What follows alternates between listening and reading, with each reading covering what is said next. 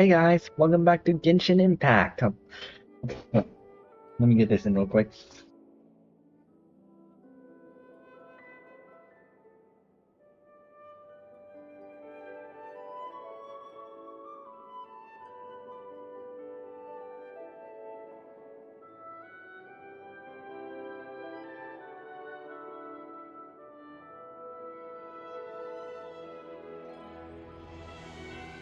Alright, there you go. I want to make sure I had that in there. So, no. So how y'all doing? So last time we were doing the I can't remember the exact storylines, but we were in the middle of doing the first of the two Archon quests for Nicole, for the Genshin Impact, which features Nicole as which takes place in Sumeru. And we managed to finish that one, and we were just starting a new Archon quest, but left it off since it was already at the end. But now that we're back, we're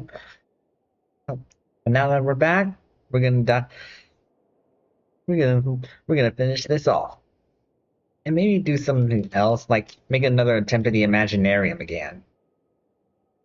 So, how y'all doing? And if you're just tuning in, make sure to say hi. And I hope you're doing all right. Give me some dream vibes. So let's dive right in. Dive into the dream.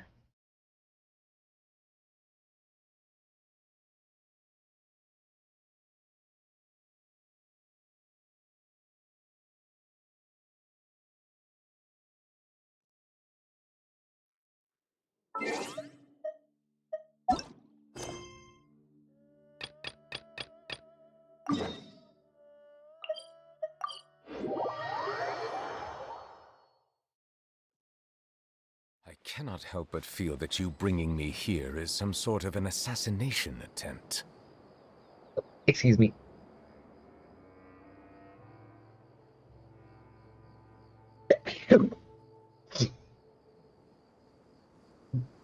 Oh, sorry. Sorry. Excuse me. Anyways, back into the story.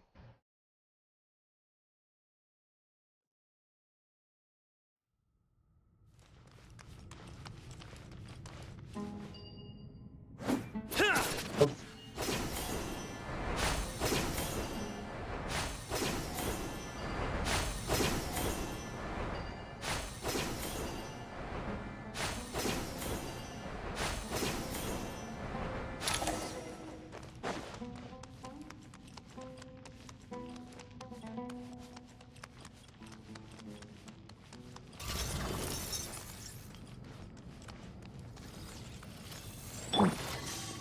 Excuse me?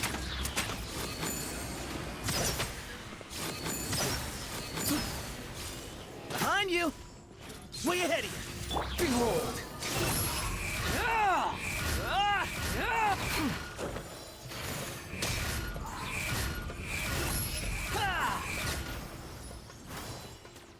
Your sins weigh upon your soul! Hey, get back here. Guilty! Your penance is due! Guilty! Your penance is due!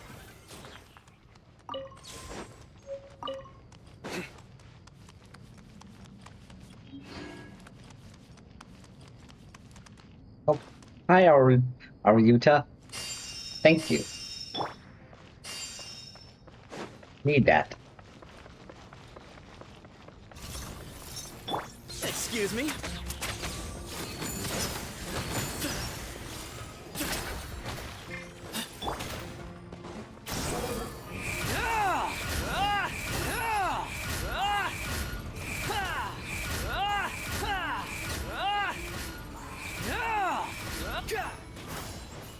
Surrender!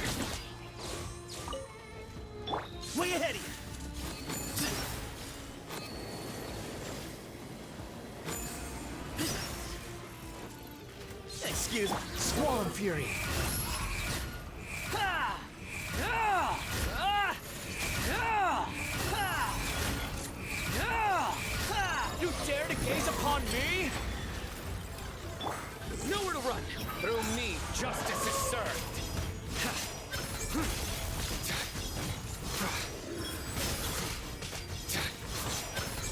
These devices should still be usable even though they're broken down. Let's take them back for the others to review. I'm just curious, what are their... No, what are their ascensions? Oh, wow.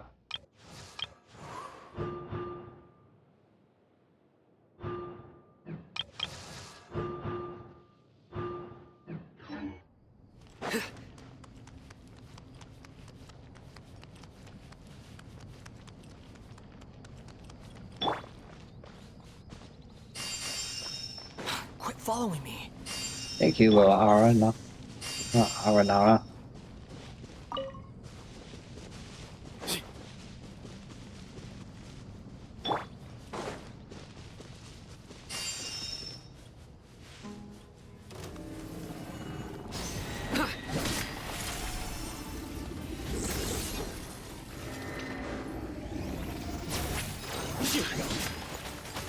Way ahead! Behind you!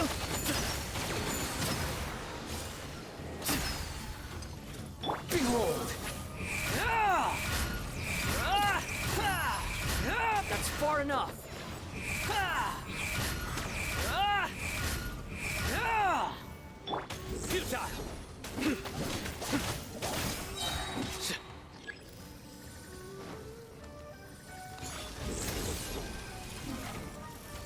Your sins weigh upon your soul.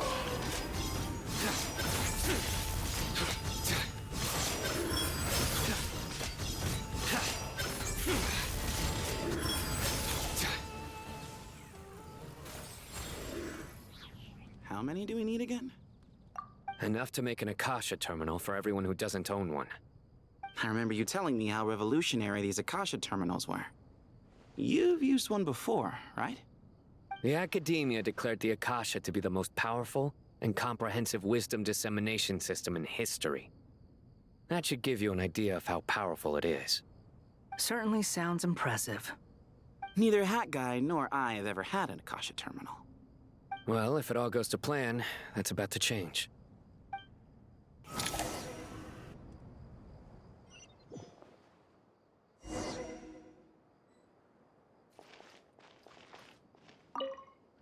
I'm Dory now? Oh, goody! Thank you so much for handling the delivery. What a long way it was.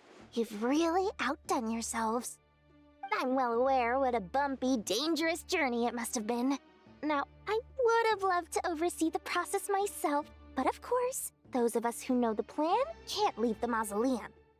Oh, trust me, I'm patting myself on the back for my assembly work here. Simply flawless work. But will you really be needing all of this? According to our plan, yes, this is the quantity required. I have no complaints about the quality either. Only the price. So expensive. Oh, brother. I heard you covered a lot of the funding out of your own pocket. Oh, that's an exaggeration. The academia provided most of the funds. I just offered a small token of my goodwill. Small Of course, token. the real tragedy is how little profit I'm making on this. You know, it's a serious crisis when you can't even make money out of it. It's really quite a beautiful design. And I'm intrigued by how such a diminutive device is able to output the power of the Light Realm. Did you attend the lecture on Light Realm Energy, Madame Farzan? I don't believe I saw you there. Of course I attended. I was just a little late, so I had to listen to the whole thing from outside the back door. Ahem. Anyway, I have a perfectly good understanding of Light Realm, Elemental, and Abyssal energy, as well as the relationship between the three. Good to know. Master told me in private that the conversion process between Light Realm energy and Elemental energy involves highly classified knowledge that shouldn't be disseminated too widely. But even so, the scholars still shared said information. Well, Well, you can't enforce a rule that everyone breaks. Is that the idea? At first, the Dendro Archon was reluctant to explain it in great depth for safety reasons. Later, she came to terms with it, and simply informed my master that we would all have to face the question of survival together. To protect someone from such dangers means keeping them in the dark. But for someone to know and embody the wisdom within, they must understand its very essence. It's an information hazard. We're exposed to danger just by knowing the facts. And just like bait, it lures us in by offering us the solution to our problems. But if you're not careful, you'll end up pursuing it down a dark path. A tricky problem. But today, this big problem has been broken down into many smaller, more trivial ones. What do you mean? Ah, I get it. For instance, you and I share secret knowledge, while she and I take on the risks of life, death, and fate. Something like that? Hey, what? That is not what I call a trivial problem. Well, as they often say in Vahumana, an event that is monumental to the individual is negligible in the grand scheme of history. Generally, the fate of the individual is an insignificant affair. Being from Amorta, where the subject of our research tends to be a lot more personal, I have to disagree. It's hard to dismiss the individual as insignificant. In other words, the big problem of survival has been broken down into many small, interconnected factors, and each one of us represents one of those factors. When the same secret is shared with a group of people, the same fate binds them together. Most people would find this unimaginable, but to us scholars, this is the path that has always beckoned to us. Sharing knowledge is a good way to fight against fate. I will always believe in that. All right, I think that's everything.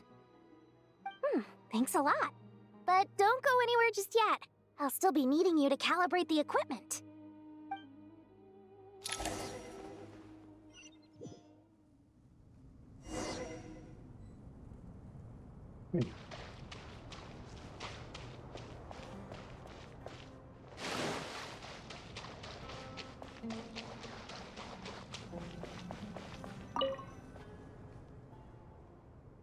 Okay, the materials are ready.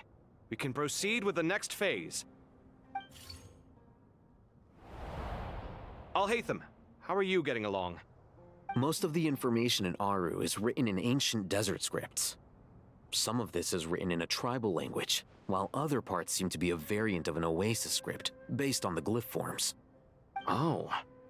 Not lost to history, I hope. Some are. All we can do is infer the meaning based on the rules of related languages. Although, this section actually fills in some of the missing historical record. I'm transcribing it so we can bring it back to the academia. After Aru started up, 2 more lines of text appeared here. Can you read them? Humans may not read what is written by the gods, except by not reading. Victory should not be easy to attain, for it symbolizes divine wisdom. Knowledge must not waver, for it has external borders. Is this a clue to solving a puzzle? Or is it being symbolic? You can't read it unless you don't read it. Victory is wisdom. Knowledge is confined by borders. Can't read it unless you don't read it? I don't see how that makes any sense. We'll just have to find out later. Wait, I think I've got it. It's a metaphor, isn't it? It's talking about... A chessboard. Chessboard? You were right. The youth of today are skilled at solving riddles. Have the secrets buried in the desert not been unearthed over the years all the same? Since Aru is a place reachable through wisdom, this day was bound to come sooner or later. Oh, I've always been against overly cryptic sentences. Don't you get tired of reading and writing all that? Ah, it's you 3. Just in time. We've been delving deep into Aru, and now this board has appeared. Okay, I think I see how the chessboard thing works. So, because uh, when playing chess, you have to use it requires critical thinking. You have to watch. You have to think about what move to make. Likewise, you have to watch what your opponents will be thinking. Uh, and victory lies in the wisdom. That just means you won because you managed to outwit your opponent. Kind of makes sense now. I've heard this was how you'd while away your free hours. You must be quite the experts by now in that case. It is true. King Deshret's chess games are some of the most well-loved of all his wonderful creations. If you have ever been to Safhe Shatranj, you may well be familiar with the chess pieces you see here. Is this chessboard supposed to be another visualization of the interior of Aru, then? Naturally. Visitors, everything is ready. Only by completing the challenge on the board in accordance with the rules will you be permitted to overwrite Aru. 1 second. It's not dangerous, is it? Dangerous? Why, yes, of course. I should be the one to go, then. Wait for me here. Sounds like the self-confidence of our present company has rubbed off on you. Don't be ridiculous. I'm your upperclassman, and that means I have to look out for you. I appreciate the sentiment, but a game of chess typically requires 2 players. Yep. Besides, I'm sure they won't let things get out of hand. Keeping things relatively safe is in your best interest too, isn't it? Fair enough. I mean, you guys are controlling the difficulty, so please don't go too hard on us, all right?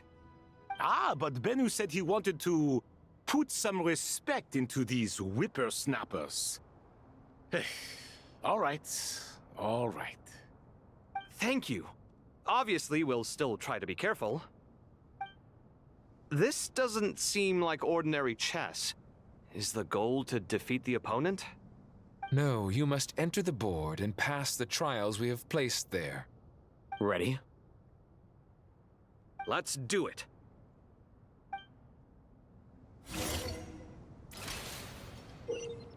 During the chess trial, Alhaitham and Kave must move separately, consuming actions as they do to traverse the obstacle-strewn chessboard. The trial can only pass once both Alhaitham and Kave reach the end. The areas that Alhaitham and Kave pass through will be marked. Alhaitham is unable to enter an area that Kave has marked, and vice versa. Returning to an area that has already been marked will remove the area and return the actions previously consumed. Kave can move some of the pieces on the chessboard, but he can only push them toward empty areas. Alhaitham can activate some pieces on the chessboard to unlock certain areas. These areas then become passable. The first trial is posed by me. Right? I don't think this is gonna stop us. It's game time. Ah, but the key to this game lies in working together. Otherwise, you will be deemed to have broken the rules. Looks like it's up to me. Marak, can you open it? King Deshret's favorite primal construct. Living on in suitcase form, of all things. Amusing. Ho-ho! Excellent work.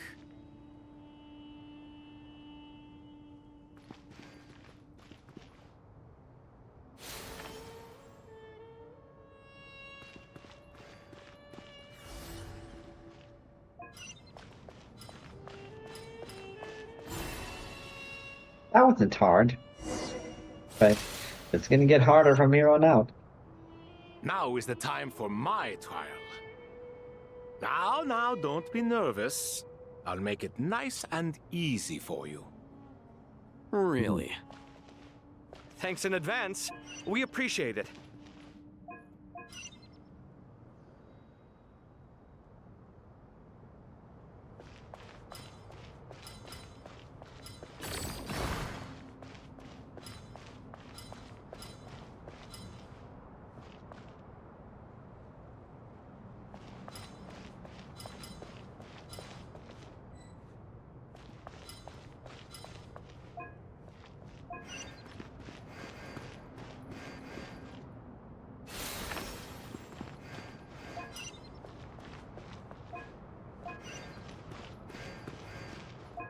so they can't cross over into each other's bases. Good to know.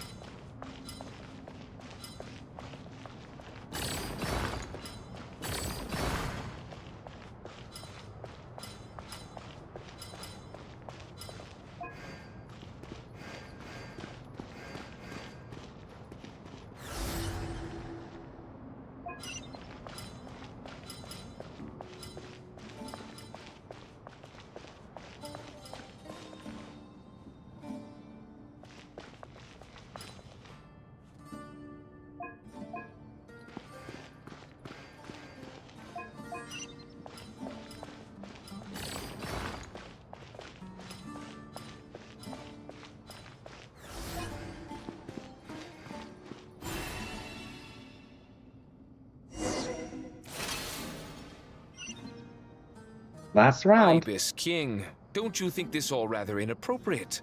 You may as well be handing them victory on a silver platter. Do not expect me to follow your lead. Ha! Suit yourself. Last round. Everything comes in sets of 3 these days.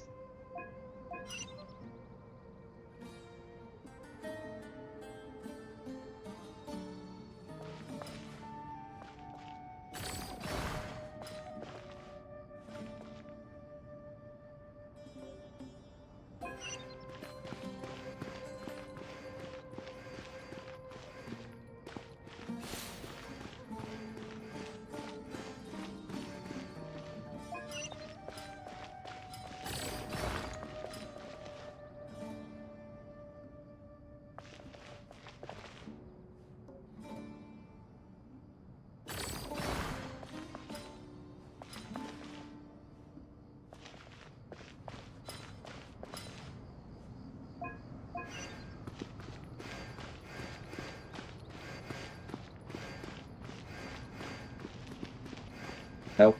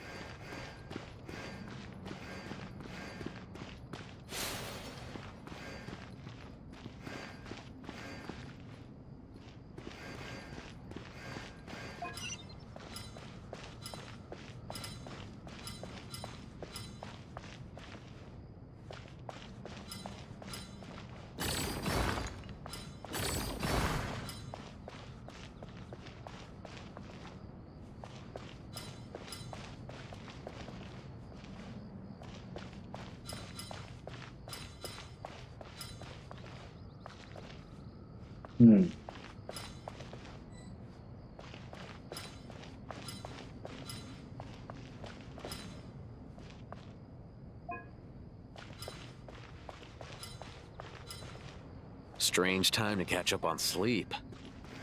I'm not sleeping, I'm thinking. It's not that simple, you know.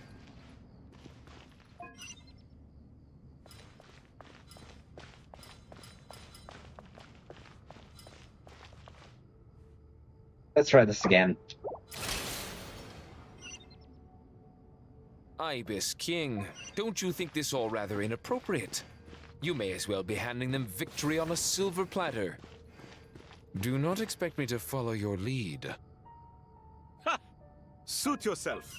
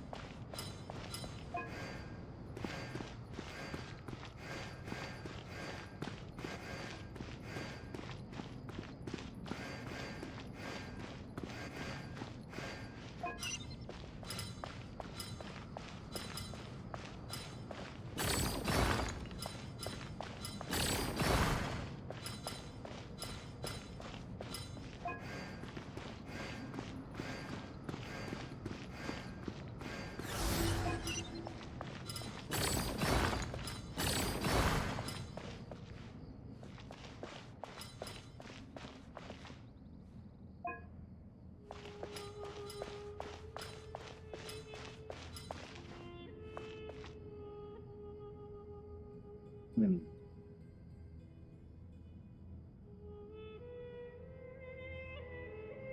Wait, let me try again. Ibis King, don't you think this all rather inappropriate? You may as well be handing them victory on a silver platter. Do not expect me to follow your lead. Ha! Suit yourself.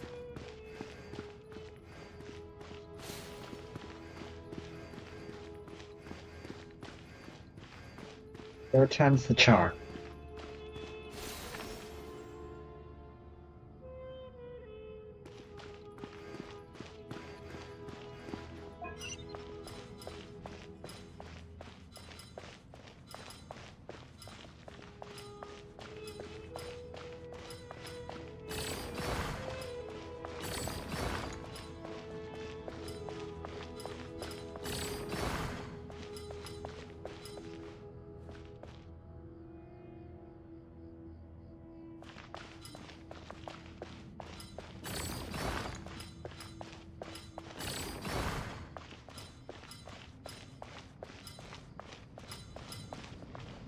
Strange time to catch up on sleep.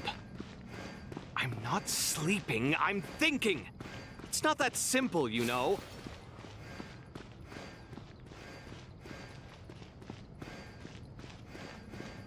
Oops. And Alhaden's clear. Wait, nope.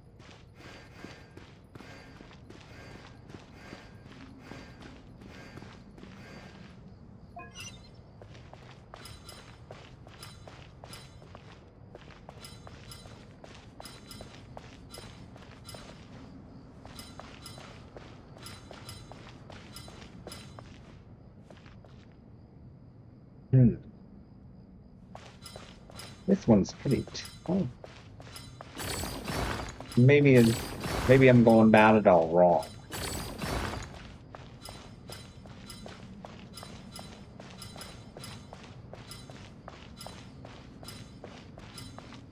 Strange time to catch up on sleep. Yeah, there we go. Sleeping, I'm thinking. It's not that simple, you know. They make the weirdest brothers, don't they? Done. Finally. It's over. But seriously, that was incredible.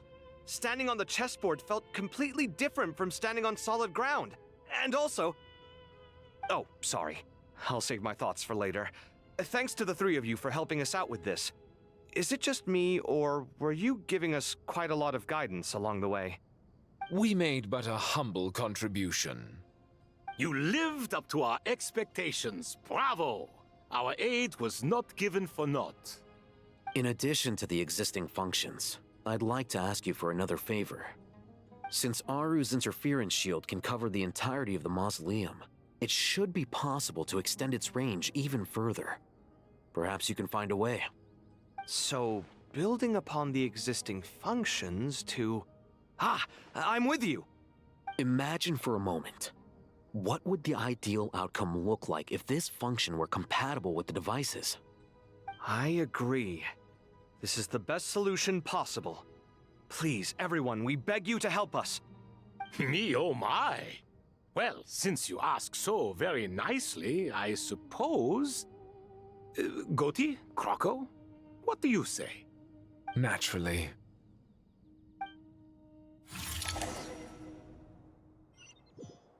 Time to go! Let's go find Nahida!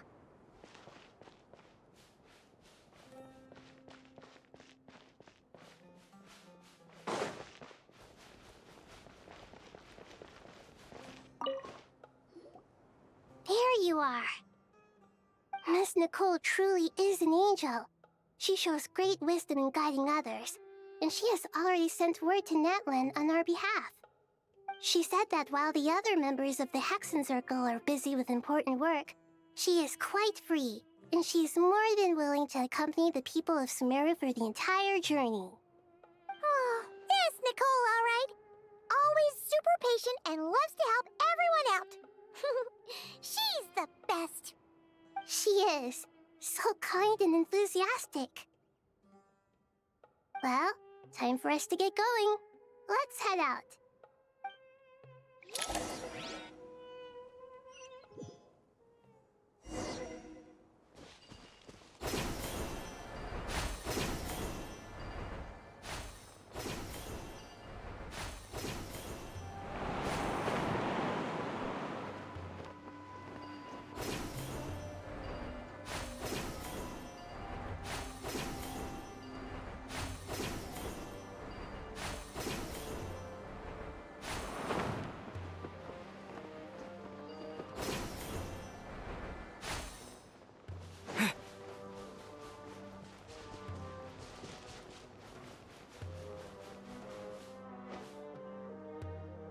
I'm back in Natlan? This should be one of the closest places to Natlan in all of Sumeru. There's the barrier Nicole and Nefer mentioned. It completely cuts this nation off from the others. But why? Why separate you from the rest of the world now, specifically? And if I'm not mistaken, Irmunsul was polluted once before, wasn't it? I think that's right. The forbidden knowledge was eliminated, but the fact that Irmunsul was polluted should remain unchanged. Oh! Mavaka! Question. I'm wondering the same thing myself. That voice. Mawika! You got here pretty quickly. Mawika. Hello, traveler. It's been a while. Hello there. Hello, Dendro Archon. Mawika, I apologize for asking you to meet at the border on such short notice. I also apologize for not being able to greet you in person. The form in which you see me now is one carried by the Traveler. The real me is inside the mausoleum of King Deshret, and I am reaching out to you with my mind from here. Irmunsul has been infiltrated by the Doctor. We must be on our guard, as he can spy on information in the world from within the tree. Fortunately, there is no record of the Traveler in Irmunsul, and you are still within Natlan's borders. My records will be preserved in the Night Kingdom, rather than the ley lines. As long as the Night Kingdom remains disconnected from the ley line cycle, the Doctor has no way of knowing my movements. Exactly. So by meeting each other in this way, the meeting essentially never happened. No wonder Paimon didn't come. You were concerned that her activity would be recorded by Irmunsul. The Natlanese have heard about the situation in Sumeru. With the borders sealed off, merchants have been forced to stop their shipments. It's pretty serious, and you're the ones bearing the brunt of it. I'd like to address the question you raised at the beginning. I can offer a brief explanation, although it will sound rather cruel. I don't reach this conclusion gladly, but Irmunsul predates the heavenly principles. It existed long ago, when the dragons of Natlan were at the height of their power. So even when the people of Sumeru became ill because of pollution, it was not a critical issue from the perspective of Irmunsul itself. As long as it continues to function normally, the barrier will not be activated. But this time, the Doctor's invasion has directly affected the tree. That is what caused the barrier to deploy. The heavenly principles established a rule that when Irmunsul is plunged into grave danger, a portion of power will be reserved to isolate Sumeru. That way, even if Sumeru is destroyed, the outside world at least has some time to catch its breath. We'd certainly need it. The heavenly principles created almost everything that exists in Teyvat today. To them, preserving the existence of the world and its inhabitants takes priority over protecting Sumeru. Meaning, protecting Sumeru now falls to you. Yes. My own power may be limited, especially compared to yours. But that doesn't mean that we're just gonna sit around and wait for the end.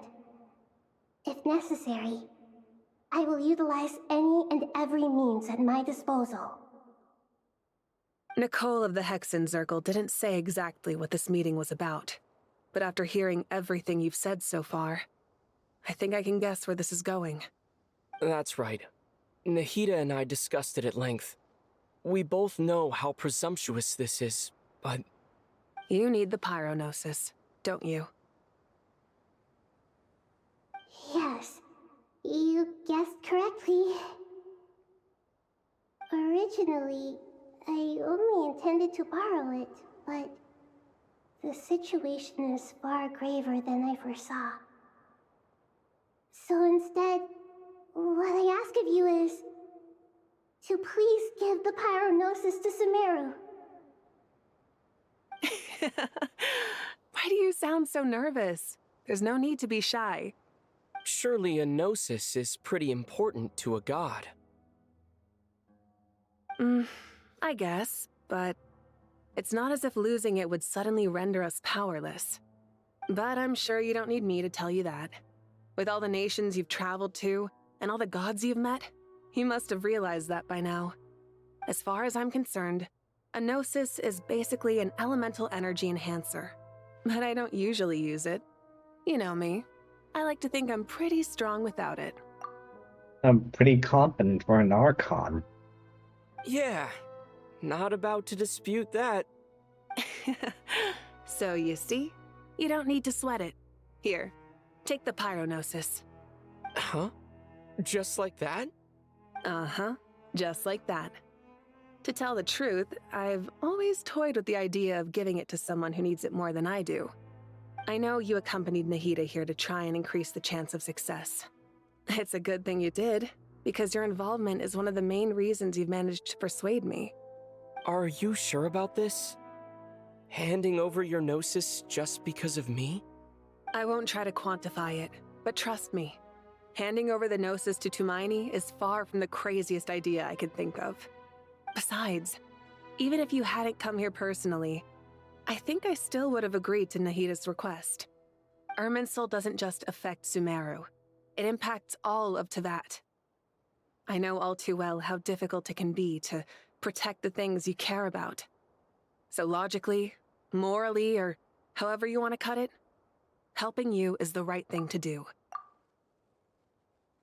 You don't need to tell me the specifics of your plan. Where the gnosis is involved, the tighter the secrecy, the higher your chances of success. Moika, my heartfelt thanks go to you and the people of Naplan. Don't mention it. But now, for the hard part. How do I actually give it to you? The Irmunsul barrier is right in the way. I have an idea.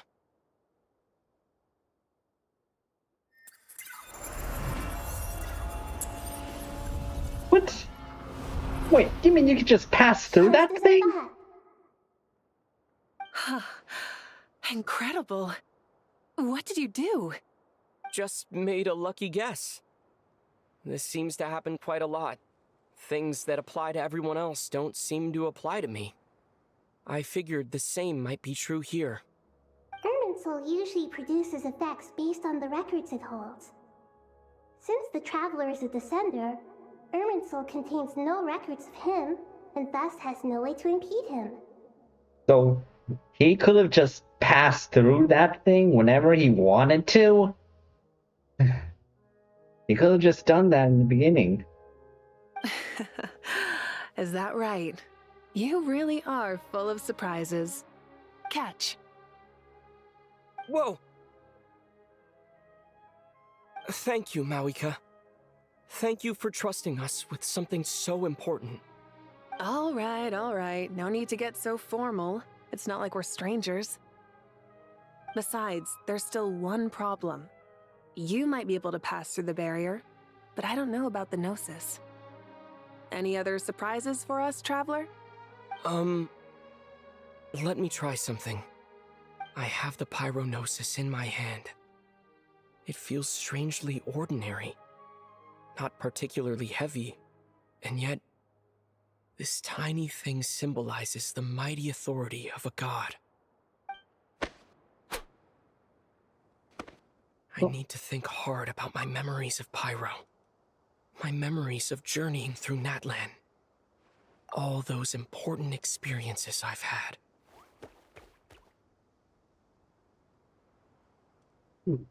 That's actually a fantastic group shot. Got it. The gnosis disappeared. Traveler, are you alright? I'm fine. The pyronosis disappeared into my body. Just like phlogiston. Maybe it resonates with you because you've mastered the power of phlogiston. You might not be recorded in the ley lines, but you're still Artumini. Whew.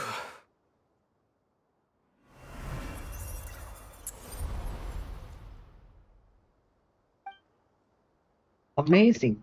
I made it back through with the gnosis. Please allow me to express my gratitude once again, Malika.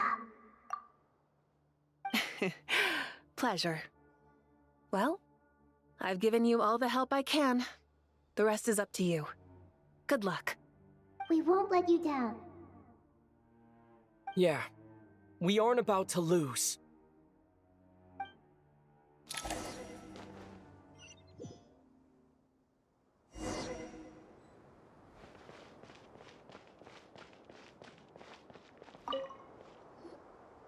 Traveler, Paimon, how are you feeling?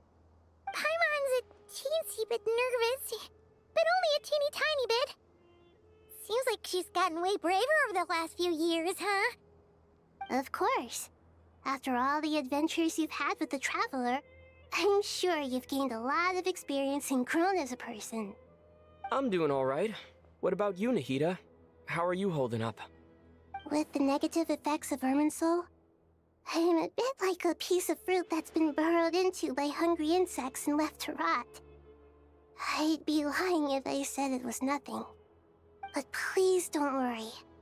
We all know what we're getting into, and we've prepared as well as we can. I believe in everyone. I believe in you. And I believe in myself. Stoking the fire inside oneself is certainly one way to live, but knowing when to rely on one's companions is also a form of great wisdom. I've been quietly learning little things from everyone, like plucking tufts of fur from a sumpter beast. Me too. With the constant traveling, I'm always learning and growing. That's the journey of life. I think there's someone else here who would share that sentiment. Don't worry about what I think. I was just passing by and happened to overhear your conversation. What are you talking about, hat guy? This is the top floor. No one passes by the top floor. Says who? You can fly just like I can. I would have thought it makes sense to you of all people. I don't know why, but I feel a little more relaxed now. It shows that you feel comfortable laying down your burdens in our presence. It means that Sumeru is a place you can trust, where you know we have your back. And we feel exactly the same way around you. That's what it means to be friends.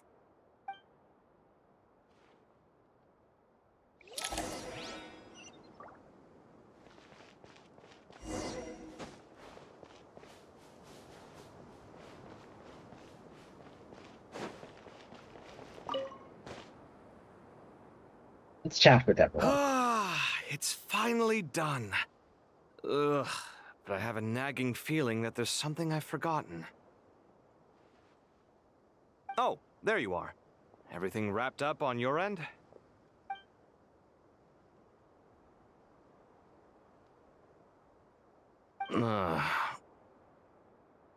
Okay, fair enough. That was a pointless question.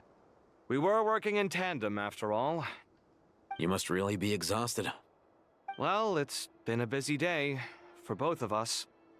When work ends, you clock out. No looking back. Yeah, we're definitely due a break. probably a little late to start drinking now, though. I'll stick with water. Here, this one's for you. Thanks. You want a bite to eat? I can grab us something. Or wait, I think there's a stove nearby. Let me take a look. Are you nervous? A little, yeah. Unlike you, it seems. How are you not feeling at all nervous? Because everything that happens next is beyond my individual control. I don't worry about things I cannot influence. What do you mean, cannot influence? You're the one who came up with half of the strategies we ended up using. There's only so much I can do. I was only doing my duty. Was it like this last time, too? You mean with Azar and his accomplices? Yes and no. The situation back then was easier to control, but we weren't as prepared as we are this time. So the enemy is stronger, but so are we. I still vividly remember the way you interrogated me in the library after the fact. Where were you when Sumeru needed you most? If your memory is so vivid, you might also recall that it was you who came looking for an argument. You're often the one who initiates these things, you know. I came for a conversation! I didn't know it was gonna turn into an argument! Anyway, at least I showed up this time. So, what do you think? What do I think? I think we're certainly better off for it. It's good having me around to help out, huh? Absolutely. As a citizen of Sumeru, you displayed a remarkable sense of responsibility in the face of disaster. Certainly feels that way. I just shudder to think how the world would have ended up if we hadn't gotten control of the situation. So, do you think this is what impending disaster looks like? The sky is so clear, and there isn't a whiff of decay or destruction in the air. It's hard to imagine that the fall of humanity could happen on an ordinary day like this. Awful things happen all the time. Sometimes people can stop them, and sometimes they can't. What you and I have done is increase our chances of stopping this one. Lofty ideals may provide no defense at all against nihilism, but perhaps little decisions can. Oh, nothing. It's nothing. I hope everything works out tomorrow. It will. As long as we stick to the plan, our chances of success are good. It's really strange. You're my junior, yet you always seem to act more like an upperclassman than I do. I think it's mostly a matter of temperament. Ugh. Walked right into that one, didn't I?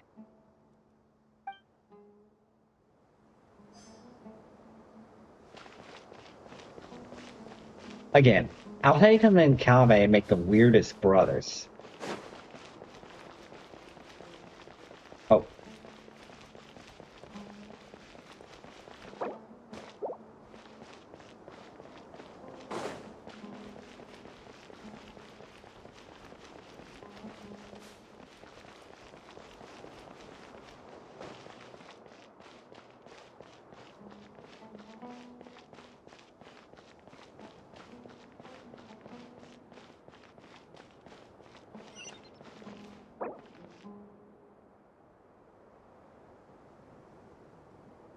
And Candace? Haven't seen Candace on not the entire quest.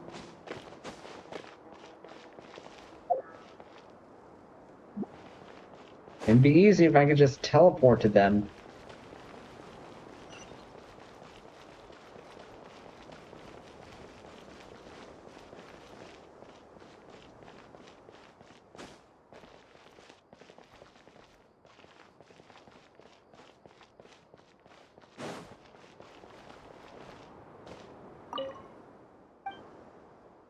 Oh.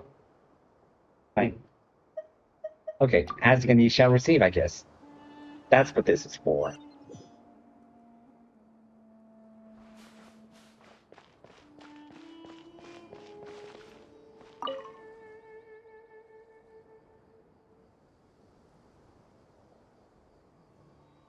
Look at the time. I should head back. Oh. I'm so sorry. I was in a hurry and didn't look where I was going. Are you all right? I'm fine. Wait, you're... Have we met? Not exactly. I think we may have crossed paths by the house of Dana before. Oh. You're Hat Guy! From Vahumana, right? You recognize me? The clue's in the name. Mr. Hat Guy. Fair point. It's getting pretty late. What's keeping you up? I could ask you the same question. If I'm not mistaken, all the workload for the Ratawa Histarshan wrapped up a good while ago. Well, I have something of a background in Satyavada life, so I was helping the Dendro Archon make some preparations. But I must have lost track of time. Did you find the experience enlightening at all? Honestly, it was tedious and uneventful at first. But eventually, I think I did sense some profound truths. But they also brought a lot of suffering with them. I was told that I even shed tears while I was meditating, though I have no idea why. Sorry. I hope I'm not scaring you. Not at all. It just proves you're very accomplished in your research. Good night. I wish you all the best for tomorrow. Thank you, sir. You too.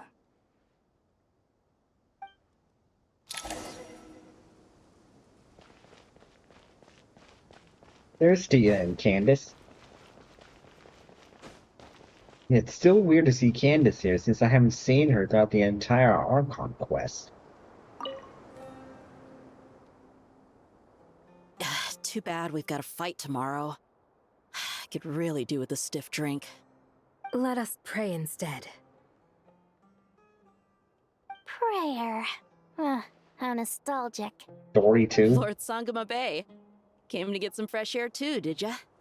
That's right. Actually, I was hoping I might run into you, Dia. I wanted to let you know that I've stocked up on that perfume you said you were so fond of. No, really? I'll take 2. Any chance of a friends and family discount? I knew you'd ask that. And I'm afraid to say that... Surprise! It's free of charge. That's very generous of you, Lord Sangama Bay. Does this mean you've made a fortune in Not Cry? Nope. Turns out it's not that easy to turn a profit there. I even ran some assorted losses. But anyway, that has nothing to do with why I wanted to give you and Dia a small gift. Remember that merchant caravan you two rescued in the desert last month? That was transporting my goods! No way! I had no idea that was your shipment. Explains the, eclectic mix of goods, though. Lord Sangama Bay's investment in the desert and generous stockpiling of goods has helped many people over the years. The shelters you funded especially have made life a little easier for the children and the elderly. Wait, how did you know about that? Oh, I see. Nefer told you, didn't she? That pesky lady. Aren't intel brokers at least supposed to charge for divulging people's secrets? She and Candace go way back. It's normal for close friends to share things you wouldn't tell to everyone else. Sure, but why did they have to be things about me? That's how Nefer shows that she cares. She wishes for all of us to know what a generous person you truly are. It must be hard trying to make a living far away from home. Just because we can tell what kind of person you are doesn't mean everyone else can. Well, maybe her intentions were partly good, but I don't think that's the full story. I'm sure she enjoyed knowing how much it would annoy me. I'm telling you, Nefer's got a mean streak. Definitely with you on that. Does praying help you stay calm? Defending one's home is a just cause. My heart is filled with a mix of anger and hope. Anger. You know, being able to get angry is a good thing. It shows that you're in touch with the real world, and that you have the passion to pursue something you believe in. Junior Zard? My lady, what are you doing out here? Just taking a walk to clear my head. And look where I ended up. Were you praying just now? Yes, Miss Junior Zod. Would you like to join us?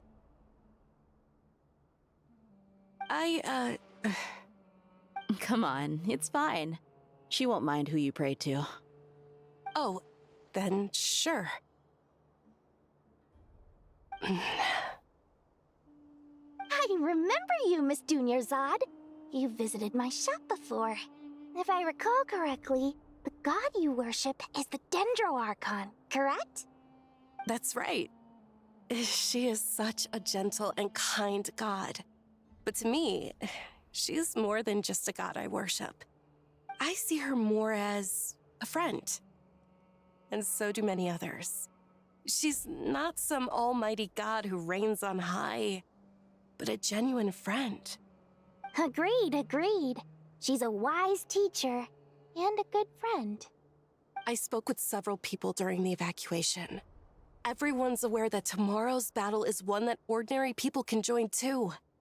A battle to fight for our friends and our homeland. Oh, it makes me glad. I can finally do something for those who protected me. You've grown so much since we first met. Oh, a compliment? Ooh, more please. Thank you. My lady, you've always been a remarkably strong and ambitious person. It's indisputable. And that's not just a compliment. It's a statement of fact. What are you praying for? Our beliefs may not be entirely the same, but we both wish for the same thing. I pray that everyone will rise to the challenges ahead and return safe and sound. I pray for the safe return of all my companions.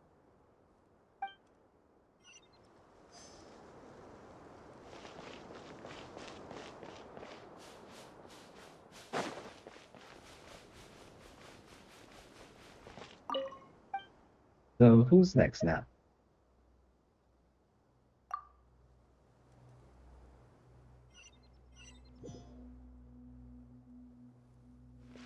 Nefer and Nicole.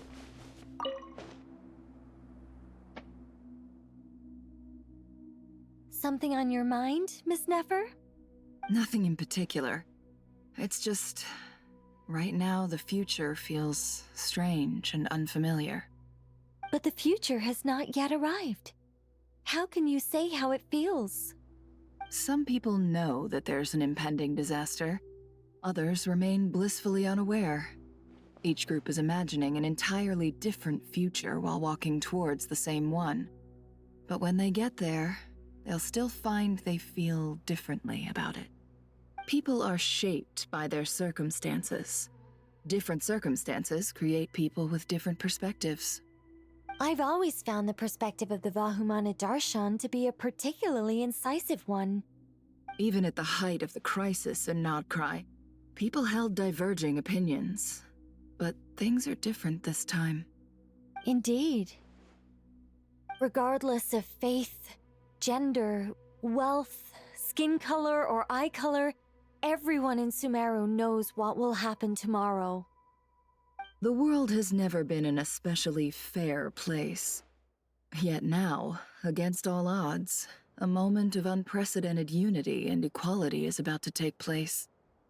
It's fascinating. If only my father could have lived to see this era. Era. To me, that term represents a much greater span of time. It can be an unsettling word. I would even say I'm afraid of it. Do angels even feel fear? Yes, at least I do.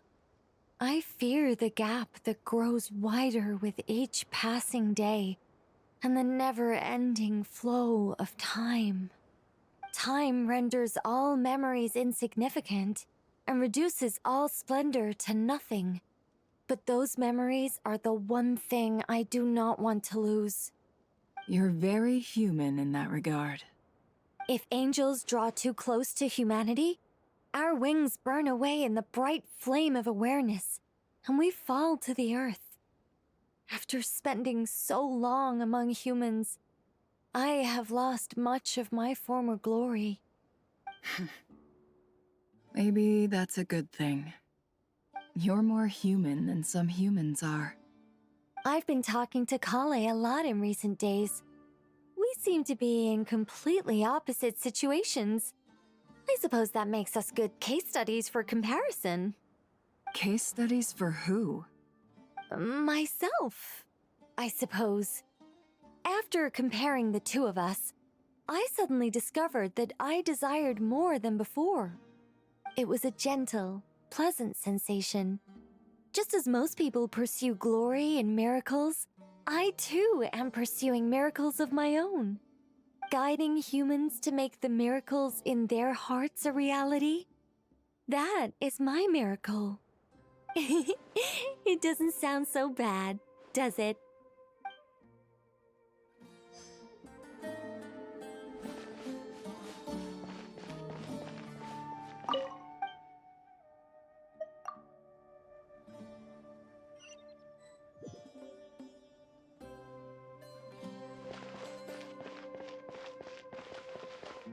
Sino and Tagnari. We'll make our move after sunrise tomorrow. Good. Is everything ready? As much as possible. That'll be enough. Don't let the pressure get to you.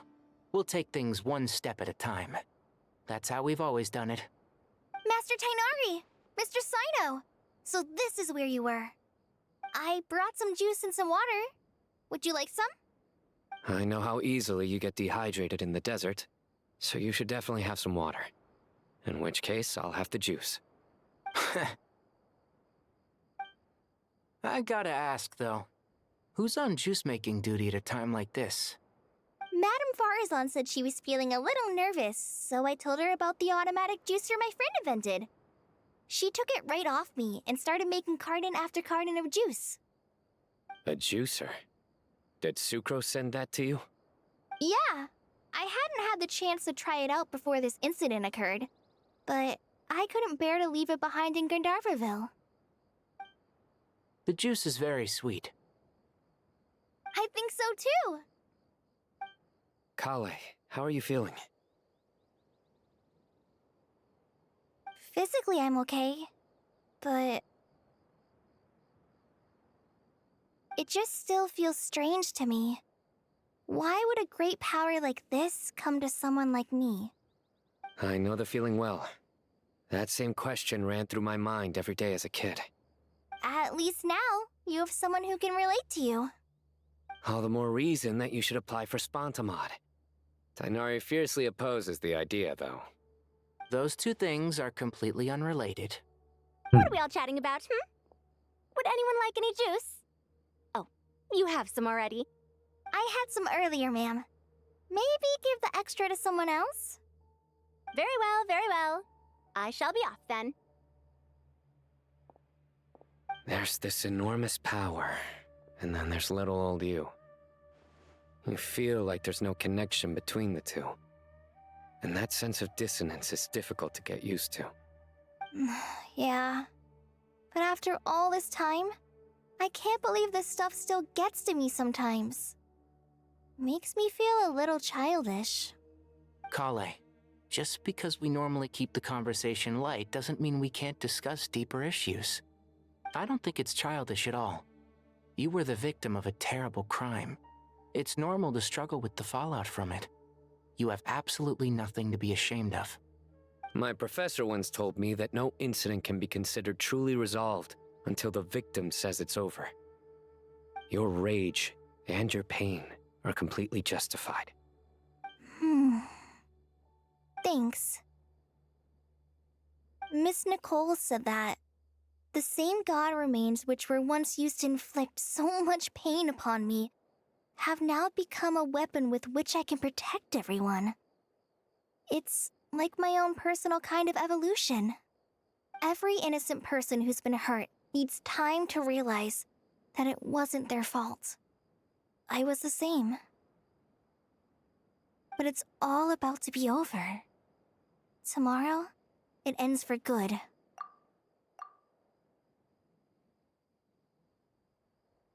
I don't know if you've noticed, but you rarely stumble over your words anymore, and your outlook has become much more positive.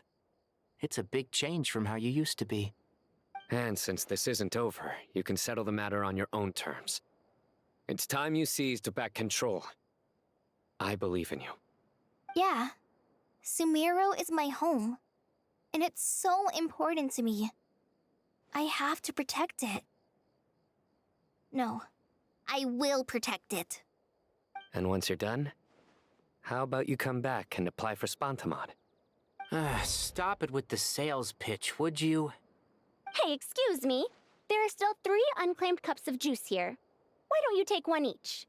Ugh, my arms are getting sore from carrying them around everywhere. Madame Farazan, why are you... Here, let me take them off your hands. Thank you, Madame Farazan. Drink up and enjoy my handiwork. I think I'm going to make something else now instead. Someone's in a chipper mood. Try to relax, Madame Farazan. Your nerves are starting to get the better of you.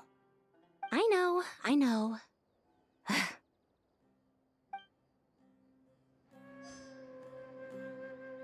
Like, that's everybody.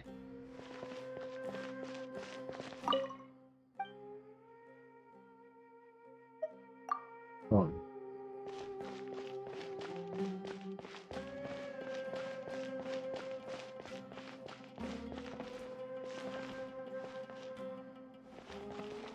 Think anyone else has anything to say?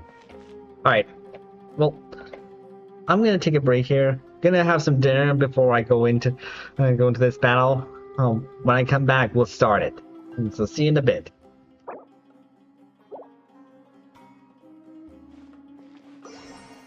Let's go with it.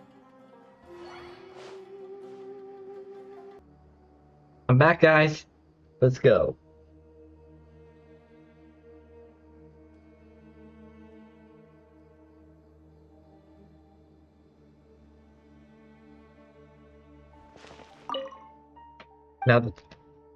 Now I'm all filled up. Time to begin.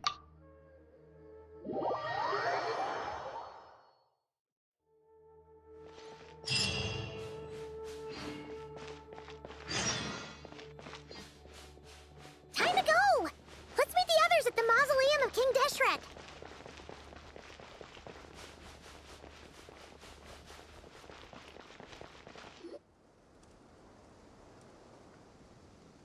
I have not felt this way in a long time. Standing up high, gazing out at the rolling dunes. One cannot know what freedom truly means without first losing it. The Golden Slumber truly lives up to its name as a dreamland.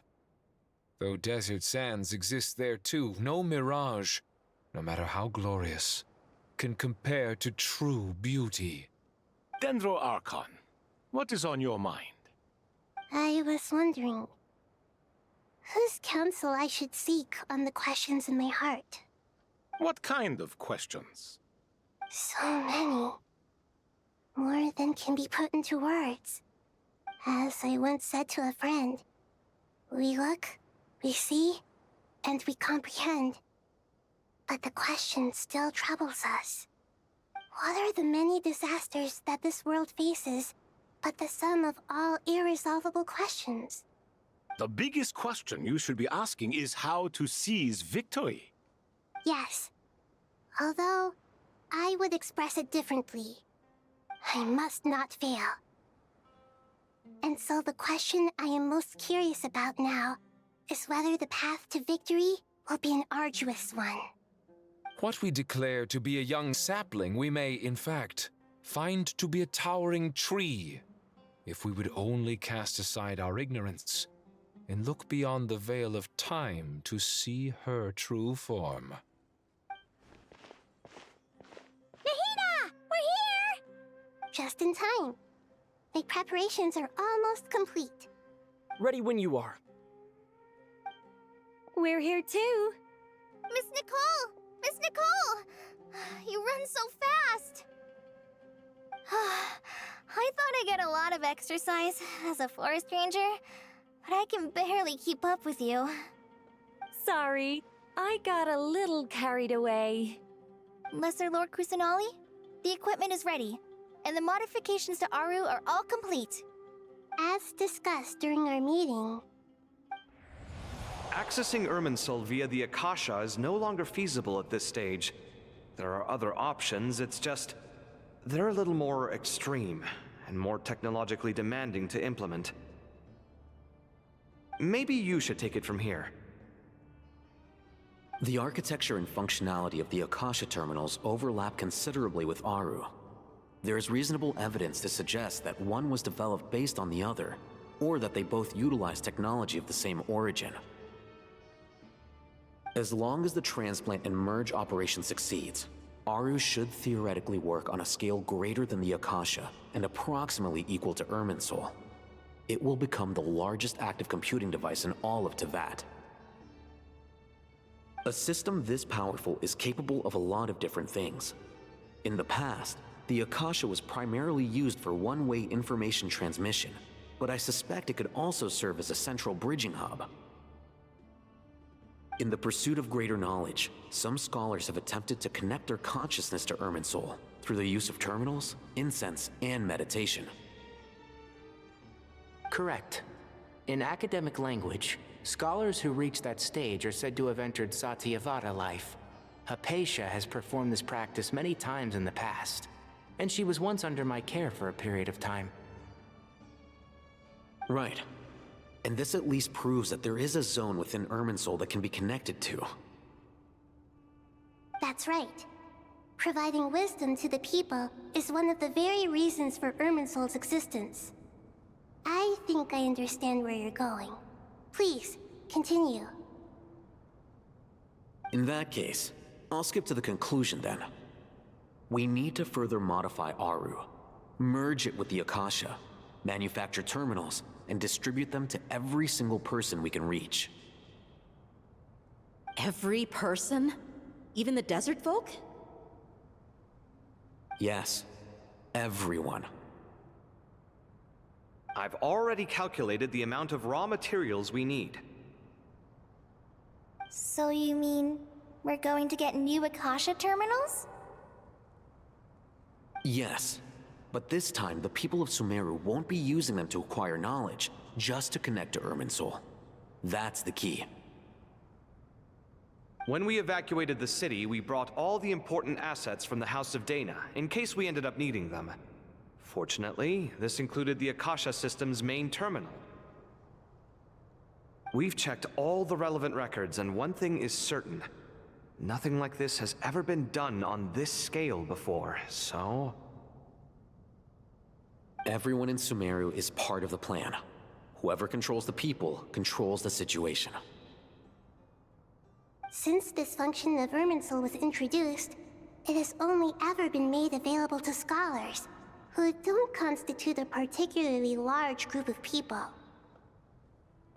But by expanding the scale to include all the people of Sumeru, all the individual connections will stack up to create a significant load on the system. Under normal circumstances, Irmunsul would be able to cope with the additional load. But with it already being under strain from other activities, its remaining capacity is limited. Thus, it might be possible to shut it down completely by overloading it.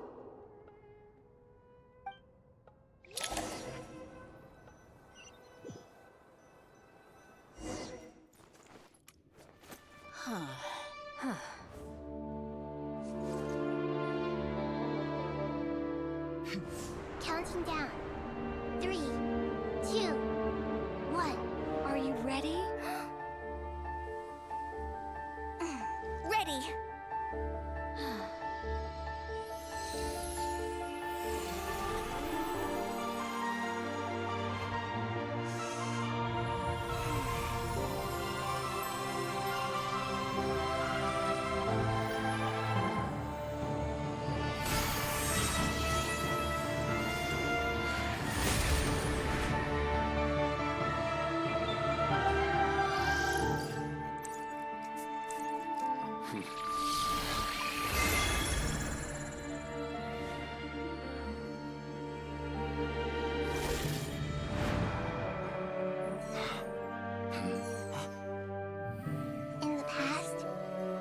people sought knowledge, they turned to the Tree of Wisdom.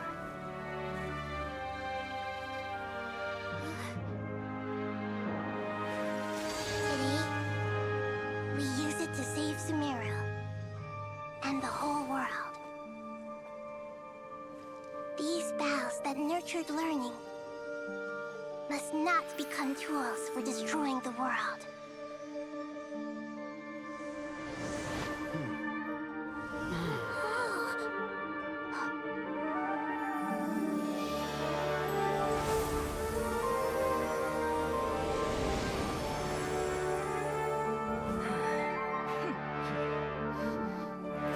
Stop. Please stop. End this transformation.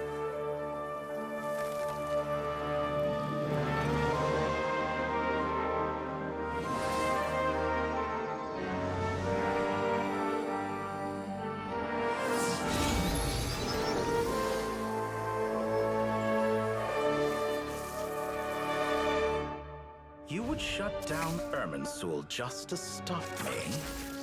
You fools. There he is. I have all the time in the world.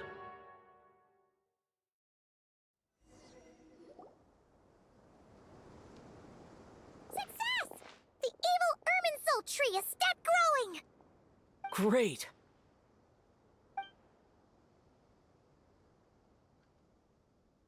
What a display of true courage! The courage to think and the courage to act! I never thought I would witness the shutdown of Irmunsul with my own eyes. Perhaps this is human wisdom in action? Indeed, only humans could do such a thing. Gods are few and far between. What was once created for spreading knowledge is now used for another purpose. Huh. A rather ingenious plan. I am grateful to you three for your help. Only thanks to you were we able to extend Aru's interference capabilities to cover all terminals. Now, nobody who wears a terminal will have their activity accurately tracked by Irmunsul. No matter how many eyes Dottore possesses, he will not be able to see us clearly. Now for the next step. I will need the help of your supreme powers once again. How might we be of service, Lord of Dendro? I need to reach the Eternal Oasis immediately. Right now? In that case, Ibis King, would you agree that this is a fine opportunity to dust off our old tricks? Never. I assume you have that chess set with you? You mean the one you gave to me as a gift? Asking for it back, are you? How could I? You misjudge me. I just wanted to show you another way you can use it. Connect to Safhe Shatranj.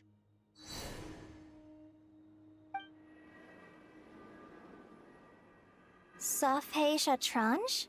You mean that place in the desert?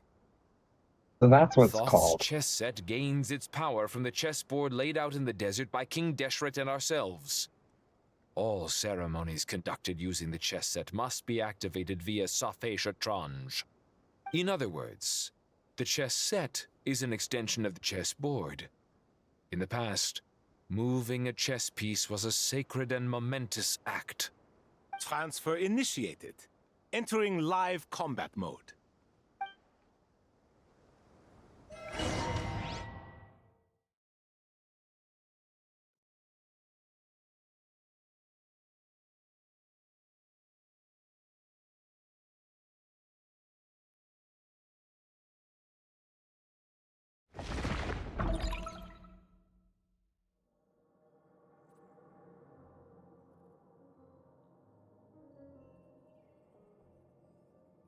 We haven't heard a single word from our spy in the desert.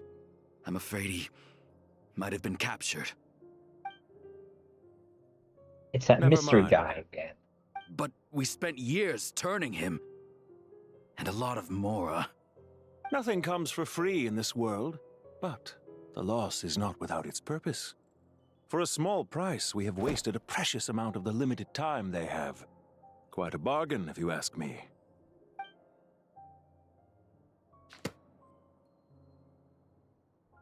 Understood. Weighing profit against loss is a necessary part of life. But to tell the truth, I have been operating at a loss since this all began. Since many centuries ago, in fact. Centuries? For instance, why would a banker act as the executor of a will? If you hadn't deposited your personal belongings at Northland Bank, I would have no reason to be here right now. Regrator. Regrator, the 9th of the 11 Petulia Harbingers.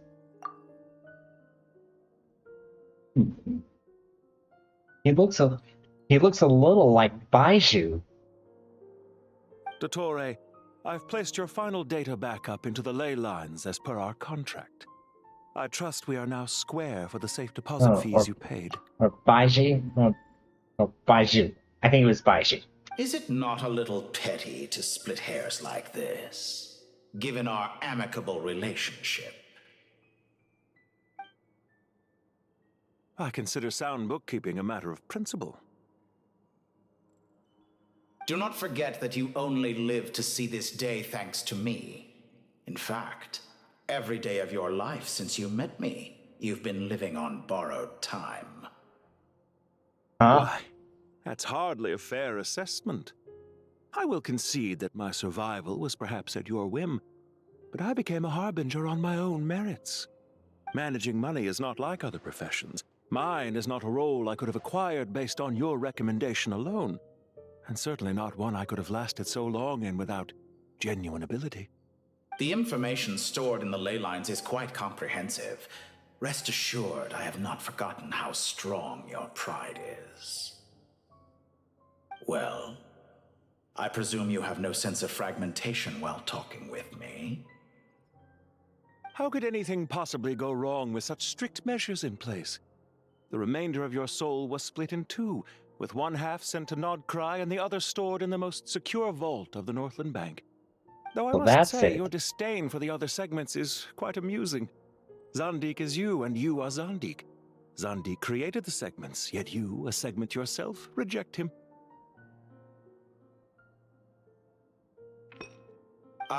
That is, Zandik, created segments of various ages in his later years. To achieve this, he had to freeze time and part with a portion of his soul. But as constructive as it sounds, it erases my uniqueness. If each segment is equally me, then by the same token, none of them are truly me. A soul living forever in the past inevitably holds different views than he did in his later years. The same thing that completes me also restricts me. You too might ask yourself which stage of your life you want to be preserved at. The day your business failed? Or the day you were framed by a gang and sold off to a medical lab as a test subject? We needn't dredge up the past. This undesirable plan was eventually scrapped. Lesser Lord Kusanali was quite right. I needed an opportunity to eliminate myself. And after that, I concluded that there was no more effective plan than directly splitting the soul. Once the soul is transferred out, you will find that creating a physical body is far simpler than creating a puppet. The other half of your soul suffered a crushing defeat in Nodcry, you know. And yet in the process, I obtained the information I always wanted, did I not? Because now we finally know where the best testing ground truly lies. I once thought your ultimate goal was to ascend to godhood. But as it turns out, that was merely one of your experiments. Experiments take many forms. Most people are too eager for success, too fixated on the end goal. They forget that the experimental process itself is just as important. A suspiciously vacant seat. A new face. I trust you can put two and two together. The reason it doesn't exist is because someone tampered with the record. What can I say? After all your efforts, you really did uncover the world's secrets. So, is the new world you promised a lie? No, it never was. I am glad to be able to control Irmunsul from within. Now I shall attempt to create a new world inside the existing one. Almost everyone faces the prospect of death, but not a single person has ever been able to experiment unrestrained in the afterlife through sheer force of will.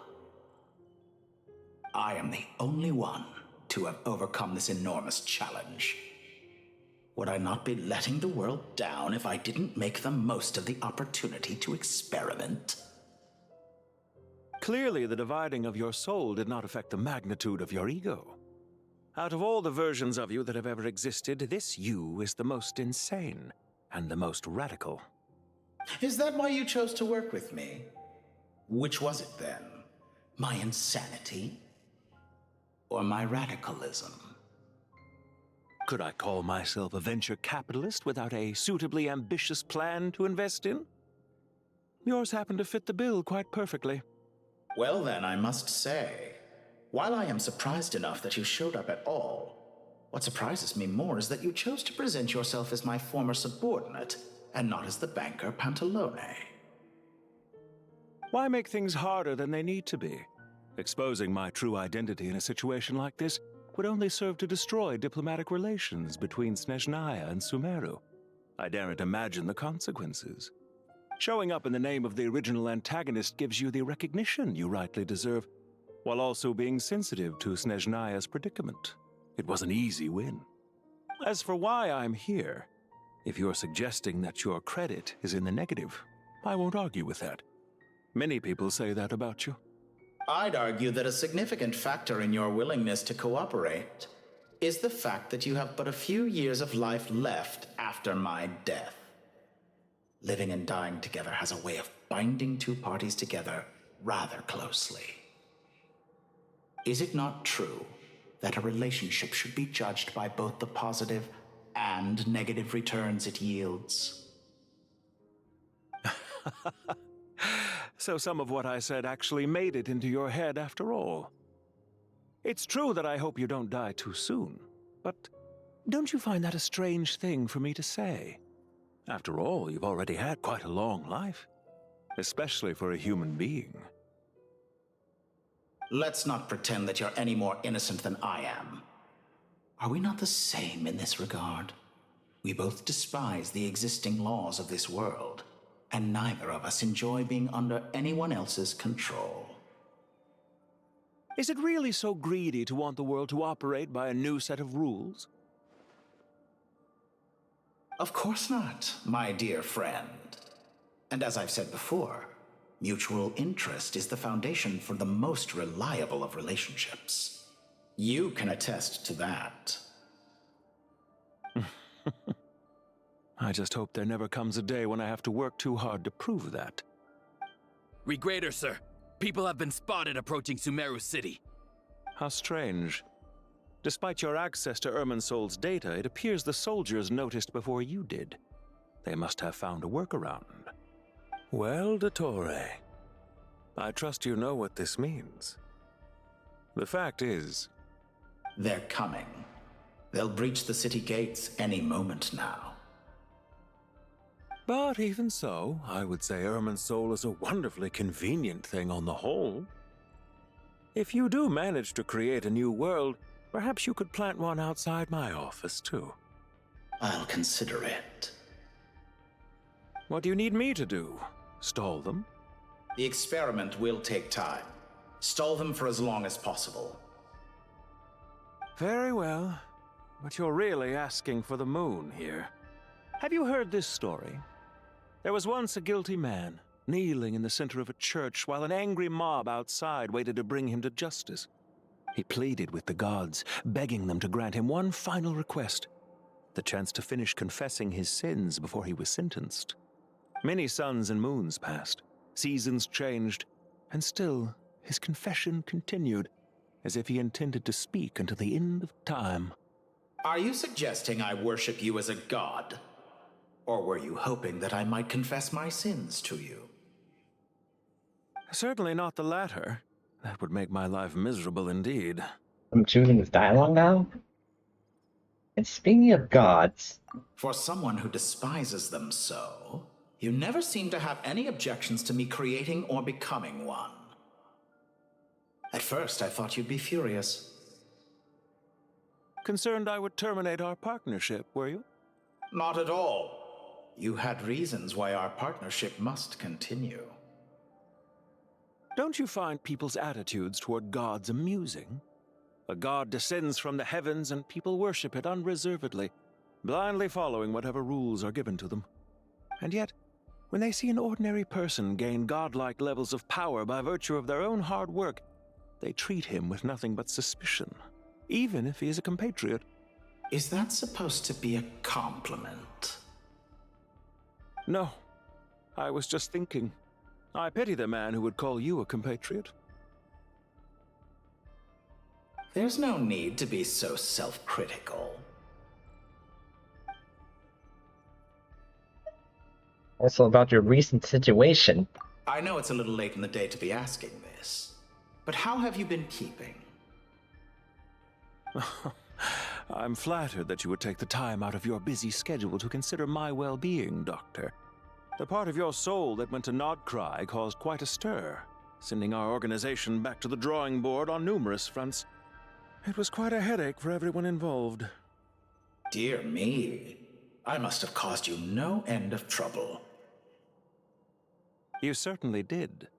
I had the rare honor of being summoned before the Tsaritsa with Pulcinella to answer for myself. A terrifying ordeal. Don't worry, I pulled through. At most, it's a public relations nightmare. I made sure of that. Now I'm curious. How did you explain yourself? Oh, it was quite simple. I just pinned the blame on someone who wasn't there to defend himself. I could hardly be expected to defy the demands of someone as insistent as the Second Harbinger, now could I? How you slander me. You know full well that I am perfectly amenable to reason. There's no question that you are partly to blame for the ruin of my reputation over the years. Now then, about your plans for the future. Do you have anything lined up for when this is all over? Hard to say. Field work always takes quite a toll on me, as you know.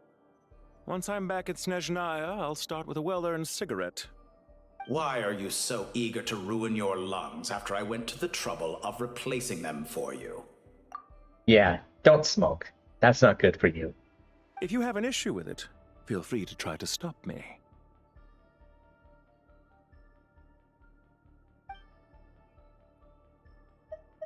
Now then? What's on your mind?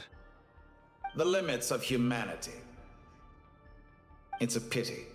Despite running countless calculations, I find there is simply no way to reduce any further the amount of one's soul required to sustain an individual. It's rare to hear you admit to being unable to achieve something. I beg to differ. For instance, as I've told you before, the original me was prone to motion sickness and couldn't make long train rides. Ah, yes, of course. One of the reasons you often sent yourself out on errands. What are you thinking about now? A new experiment.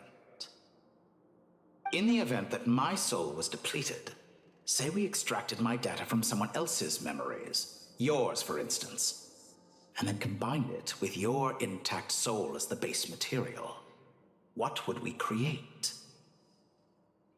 Such a scenario would be impossible. Oh? As long as your current soul survives, there will be no need to create a new individual. Don't forget, you were the one who approved of the present situation wherein only one Dottore remains. And if you ceased to exist, who would be capable of performing this experiment?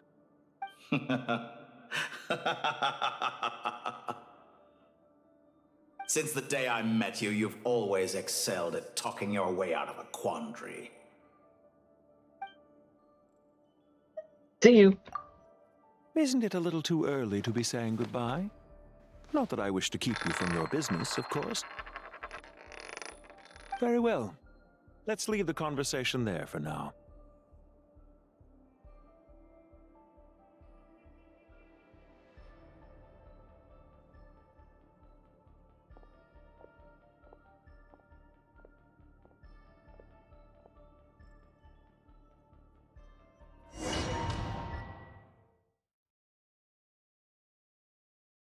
to move out. So his name is Regrator. Alright, I'll try to remember that.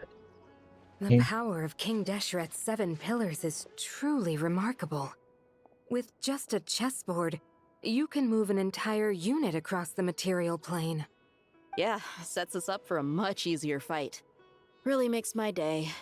The last time we stormed the city, it involved a lot more running around. I wonder how many people can say they stormed a city twice in their lifetime. I was just thinking that. I've definitely had more than my fair share of unusual experiences in my life. This is my first time here, actually. We never usually leave Gandharvaville. I hope this will be my last time. Does everyone have to chime in? Can't we just fight? What an amusing comment, my dear lady. Yet humans often alleviate tension via small talk, do they not? Whoa! Why is Candace's shield talking? Because the image on her shield is one of me. And I, of course, can appear wherever I wish to. Didn't see that coming. Well, la-di-da. Isn't that fancy? Could I get in on this? You wish for your gauntlet to speak? Why, certainly. Ahem. I think you'll find that it is I whose image is carved hereupon. Thanks. Definitely feel stronger now. You're welcome, my lady. I am glad to lend you my power. Sino, what's the situation? There are troops stationed at every entrance. As we expected. A frontal assault will suffice. Everyone, stick to the plan. We'll take the main entrance. You head for the House of Dana's side door. Move out.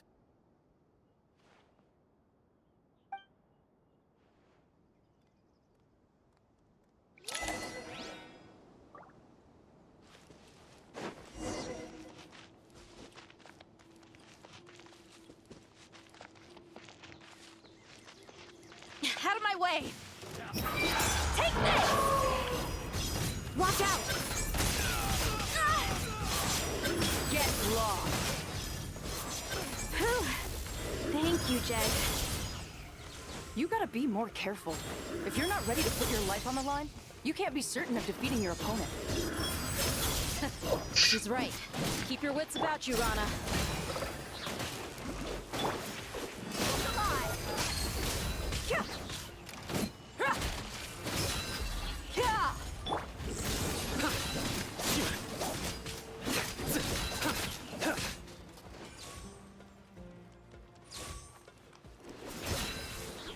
Nowhere to run! Buckle up! Hi! Surrender!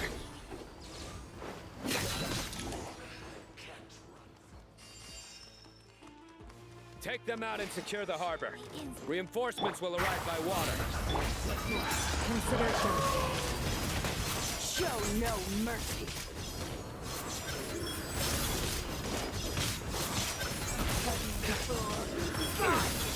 Come at me again. Guilty. You stay condemned. This one's well done.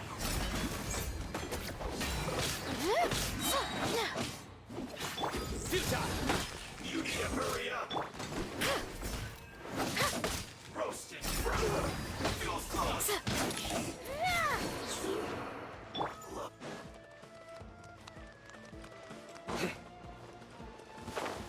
Looks like we're in a tough fight.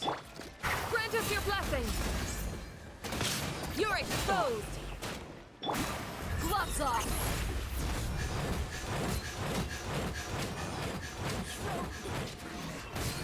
Let's get it on! Huh. Hi. Too easy! Surrender!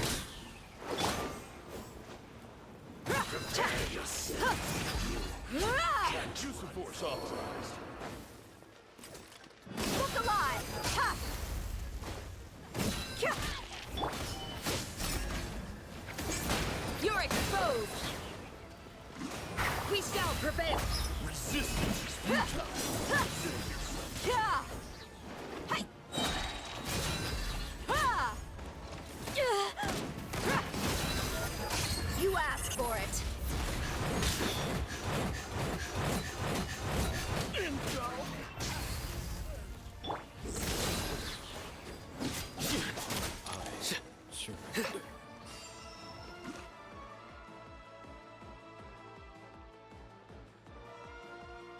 Waterway secured.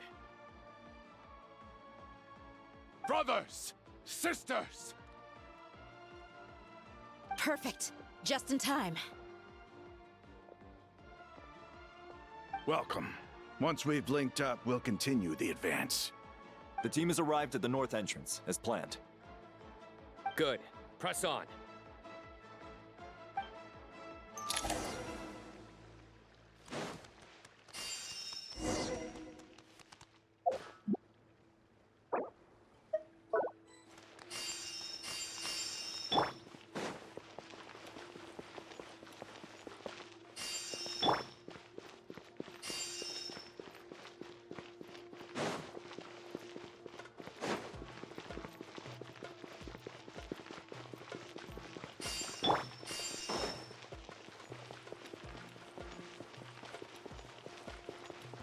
There, we got ourselves a straggler. Let's get it on! Your sins weigh upon your soul.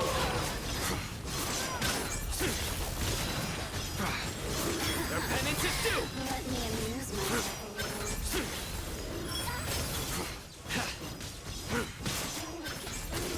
Guilty. Their penance is due. That's alive! Big one! Yield. Nowhere to run. Hey, that was a cheat.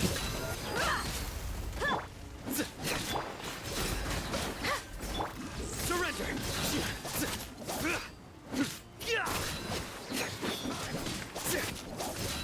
Didn't take too long.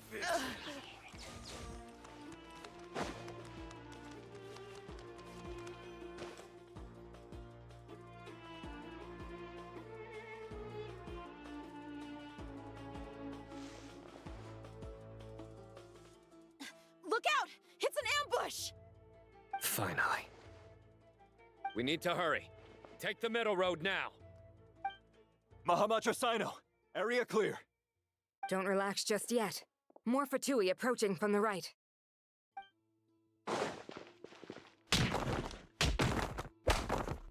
Nice. Irmunsul cannot track our movements. If necessary, we could split up. Don't worry. We'll wipe them all out. As you can see, our people came raring to go. Good, good. How are things with the Traveler? Can Tainari keep him safe? Don't underestimate Tainari just because he's a forest watcher. He can handle it. All right. You know that's not what I meant.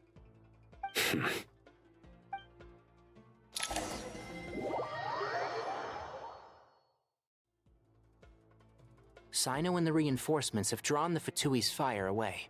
It's our turn. By using a cluster leaf of cultivation, we can pass through certain terrain silently. Good luck with that. We'll just fly up there. Huh? Oh, yeah. Paimon forgot she could fly. How did you forget?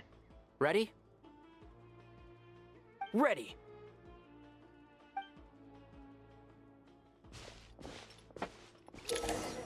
You will sometimes come across cluster leaves of cultivation Sumeru. You will scout forward. Yeah, I remember these. One with the forest.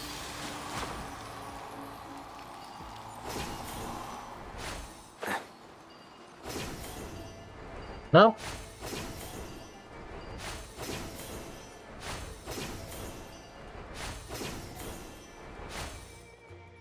And shroud.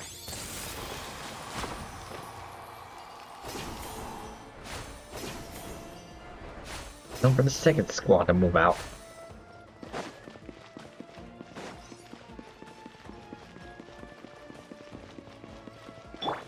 Squall Fury.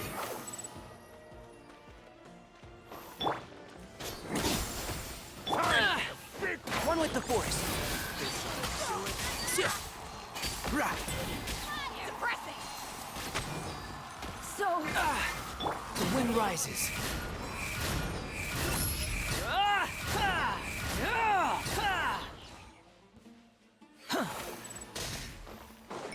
One further up.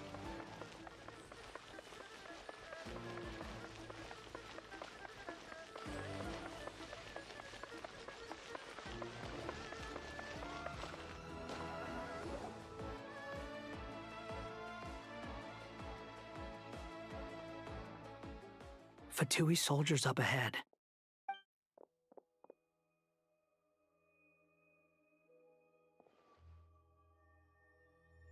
Careful. Prepare for battle. Hey! There's people over there.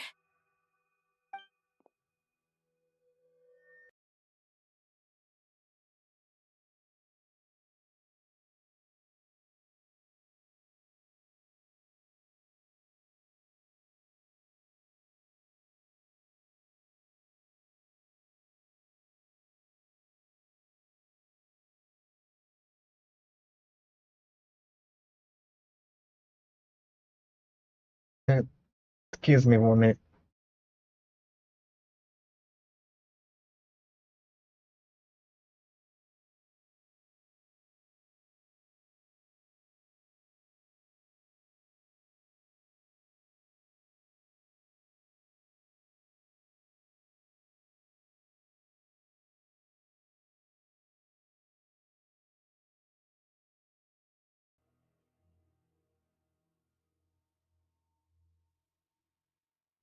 You have some nerve showing your faces here in the center of Sumeru City. Okay. Sorry guys, I accidentally unplugged my headset, but now I can't seem to get it back in. I can't seem to switch it back. I'll worry about that later. Oh, give me 1 minute real quick.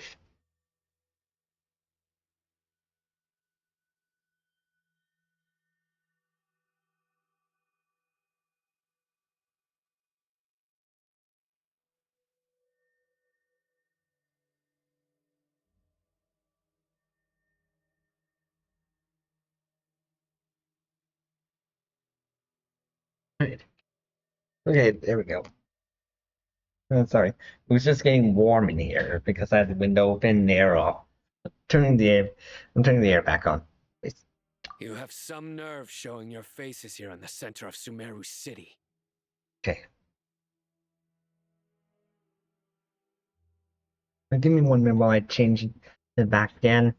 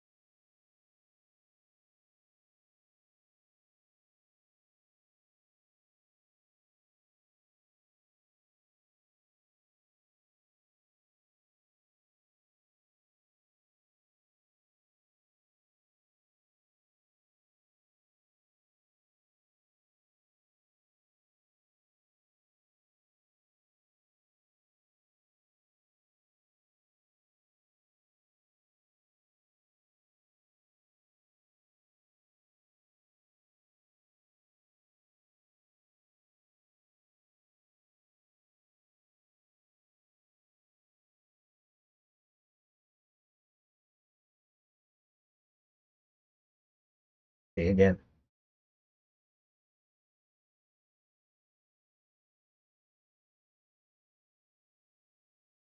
Hang on.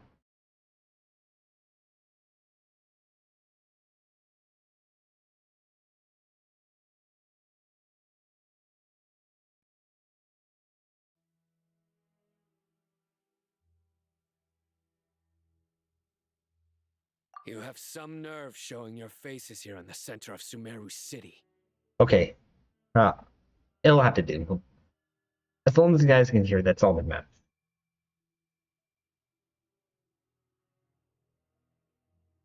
You have some nerve showing your faces here in the center of Sumeru City. Trying to make sure I hear it on Twitch too. You have some nerve showing your faces here in the center of Sumeru City. Faces here in the center of Sumeru City. Alright. Okay. It'll do.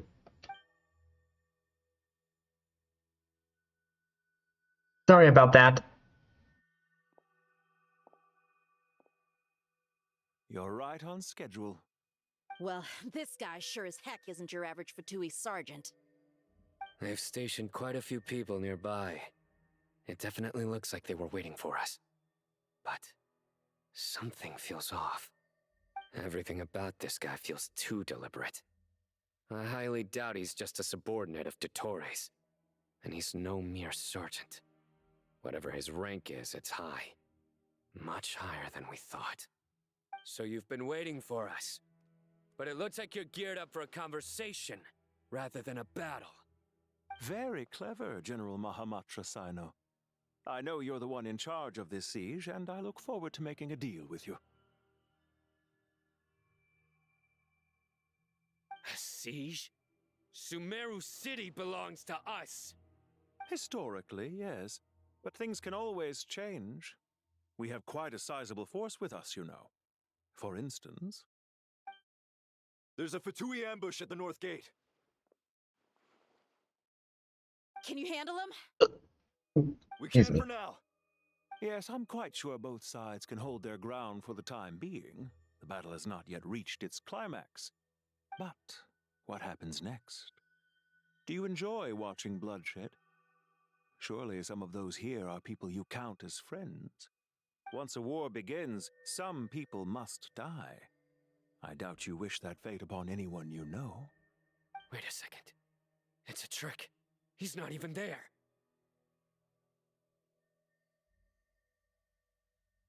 Silence! He disappeared. What was that? A ghost? Curses. He was never there to begin with. That was just a shadow projected there to lure us in. Enough talk. Attack! I apologize for being unable to accompany you at this crucial moment, but I am compelled to leave for reasons beyond my control. Please excuse me. Sumeru's General Mahamatra is quite ruthless. It's a good thing I wasn't there in person.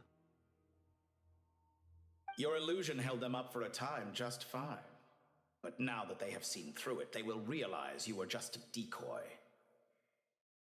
Decoy or not, what matters now is that they will be heading your way imminently. Not imminently. They are already here.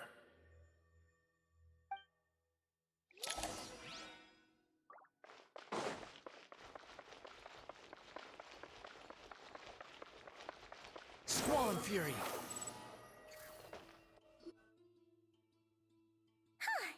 We made it! This is far enough. Tainari, you go help Sino. Don't worry about us. We'll manage from here. Are you sure you don't need me to stand guard? No need. Once the connection is established, we'll disappear from the Sanctuary of Surasthana. Go help the others. All right. Goodbye for now, then. Please tread carefully.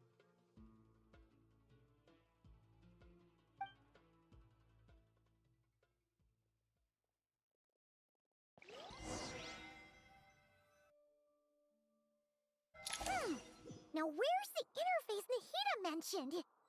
Come on, where's it hiding? Found it.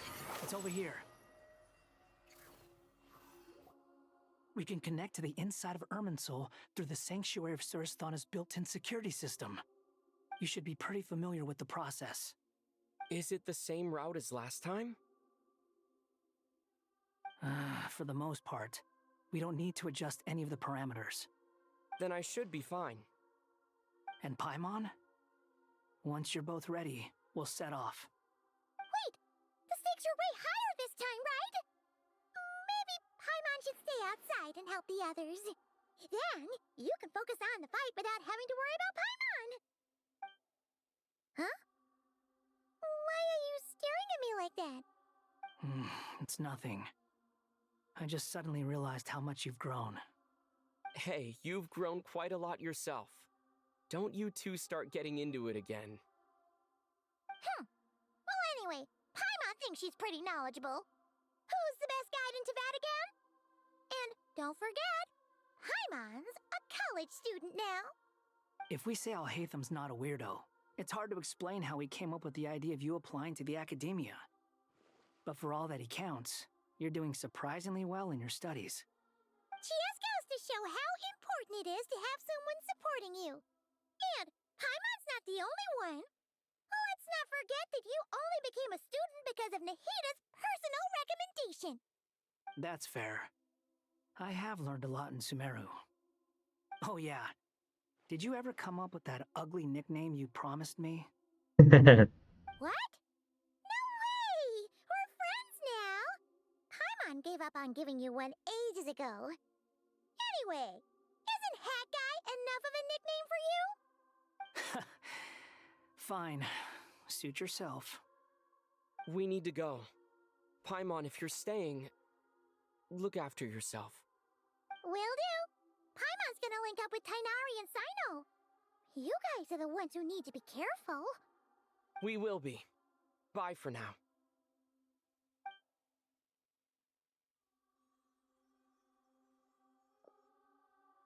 Initiating connection.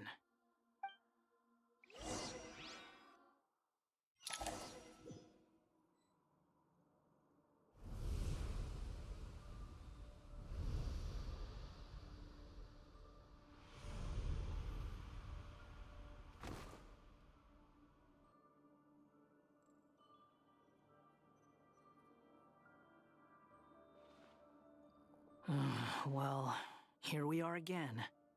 Come to think of it, I still don't even know where we're going. Thanks to our terminals, it should be impossible for Irmunsul to read. I can... Don't tell me. Only you need to know. That way, whatever happens to me next, it won't affect your progress. Listen to me. Your safety is just as important as mine. Don't even think about sacrificing yourself for the greater good. We came here together, and we're leaving together. All right, if you insist. I won't argue with you.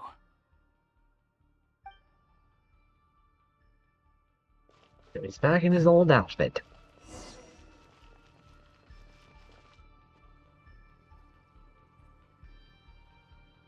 This place looks so different from how I remember. It's unrecognizable. It's a complete mess. Like someone's turned the place upside down. Must be Dottore's doing. Either he's searching for some information he needs, or... It's still changing. He has to know we've entered Irmunsul. But luckily for us, he can't pinpoint our location. Be on your guard. Don't let him find us. The red parts have probably been corrupted by Dottore's power. Don't touch them, or you might alert him. We can touch the blue parts, right? Yeah, we can.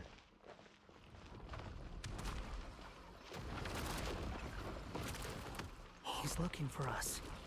Tread carefully. That wall could be a problem. Fortunately, it looks breakable. Give it a shot.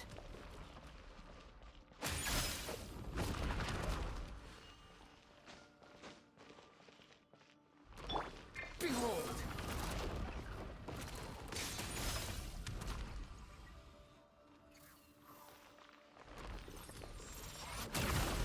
Oops.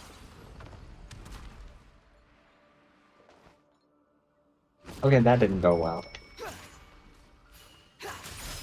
Wind rises.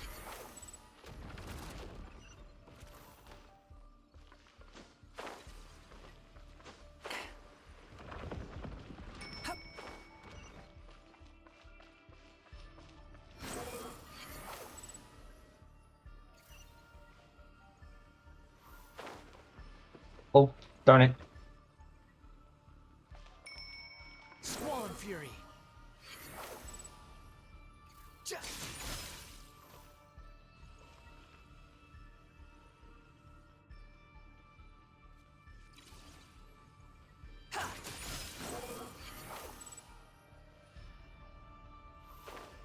The same old trick again? Are you kidding me? Let's handle it just like we did before. This cheap trick isn't gonna stop us. Oh no, it's a trap. Is that why he was using the same trick over and over again? To get us to lower our guard?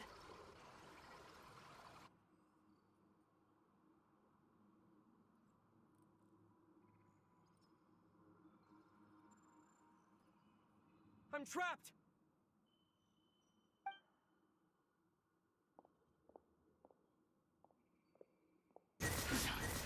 Why won't this thing budge? Hello? Hello? Can you hear me? Is that Nicole? Nicole, is that you? Yes, it's me. I'm monitoring your progress from inside the Eternal Oasis, and I have to say, this terminal is simply marvelous. It makes tracking you so much easier. I couldn't see anything at first, but now that you two are inside, I can use your location with support from the terminals to get a partial view of the situation inside Irmunsul. It's not the clearest image, but it's better than not being able to help at all.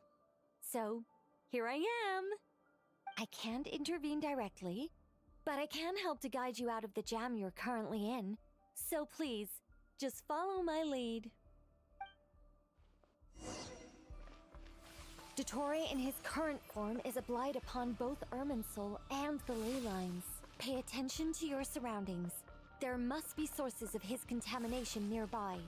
The corrupted information is his means of manipulating the environment. Is that one of them? Precisely. Good work. But we're not done yet. Stay close, and let's see if we can find any others like it nearby. Ouch.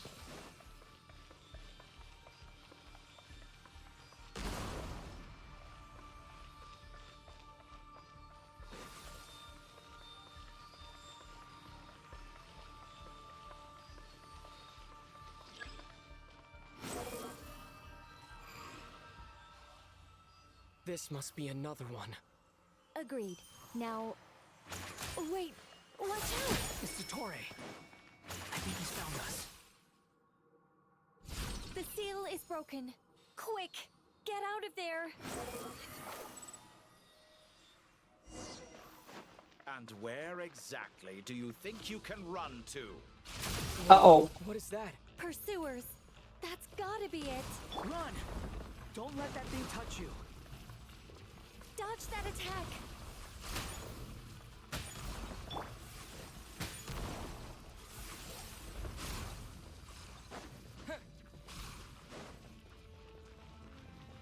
There's more than one path.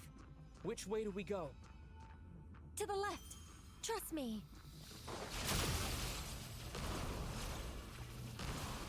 Fleeing like vermin. What a pathetic sight. Hey! Watch yourselves! Stay focused! There's a cliff ahead. Jump! More of those corruption sources. Destroy them as you did before, and open the exit as quickly as possible. They're relentless. Is he trying to wear us down? You'll just have to destroy these too.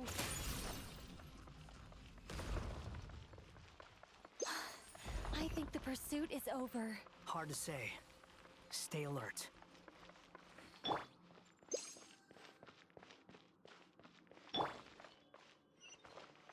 Behold!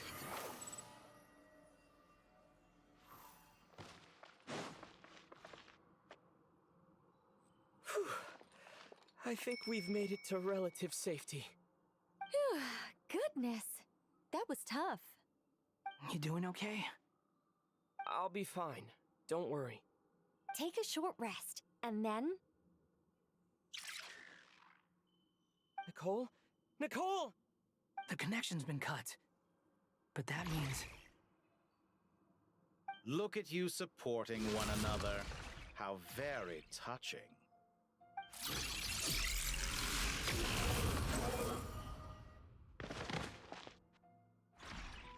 Dottore!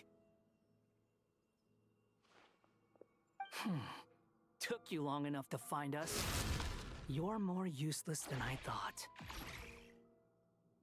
Oh, really? I think I deserve a little more credit for my methods than that.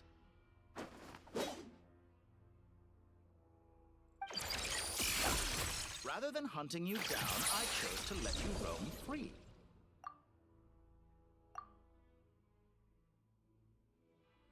Exalted Master of the Heretical Path, Il Dottore. I indulged your presumption that I was unable to track your movements. Played along with your clever little plan. Fleeing is for animals. but I rather enjoy watching you flee. Some things lose the will to run altogether as soon as you put them in a cage. If that's true, then why did you come looking for us? Because I wanted to observe you up close, of course. Don't misunderstand me, I'm not here for a fight. Is it so unusual that I wish to greet my old acquaintances in person? After all, it's been a while. Scaramouche. His real name. He remembers? No, that can't be it. It's impossible. Why are you so afraid? I have done nothing unprecedented in discovering the truth. Nor did I go to any great lengths to uncover your story. You made a bold series of moves in deciding to erase yourself. And with the power of this great chronicling device called Irmunsul, you were able to achieve something quite remarkable. Once most people form an opinion about someone, it tends to imprison their mind. Yet you managed to erase every trace of your existence. A novel take on death indeed. However, this meant that you stood out to me all the more when I saw you in Nodcry. I didn't even have to go looking for you.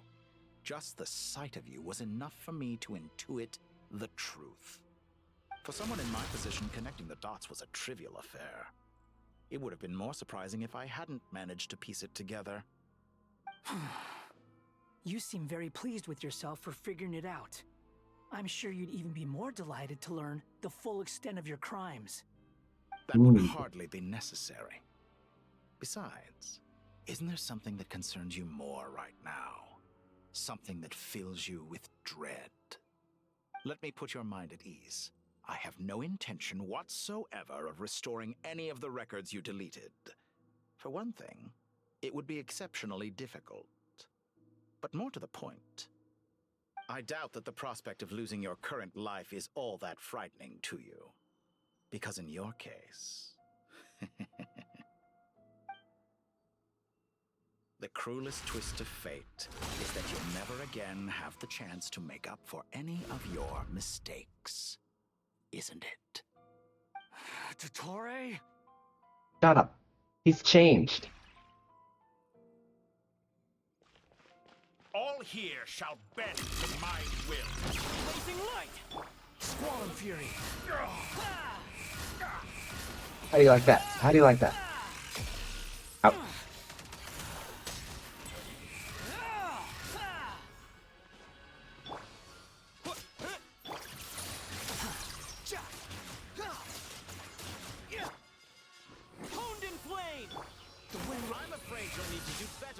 To take me down.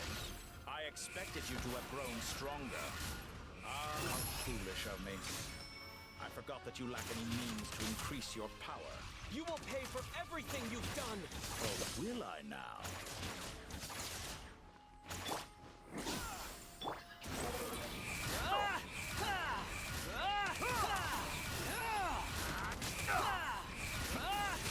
How amusing. Let's get a little closer.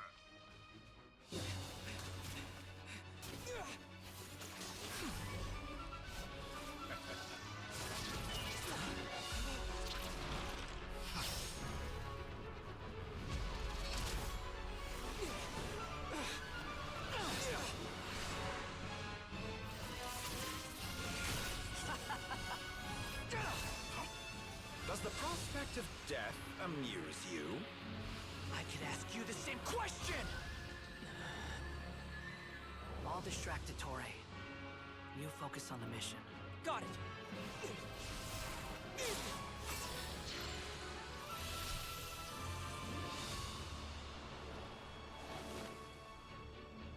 Golden slumber.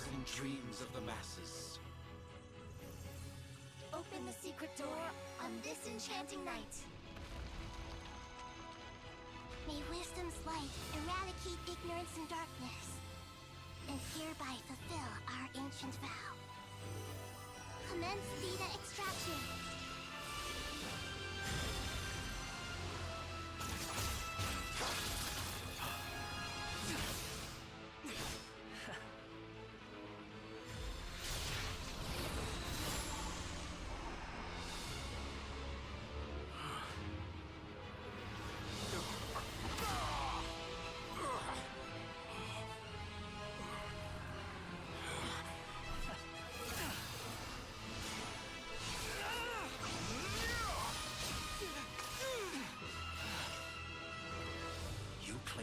outdated ideals and stand in the way of progress. You will pay for interfering with the grandest experiment of all time.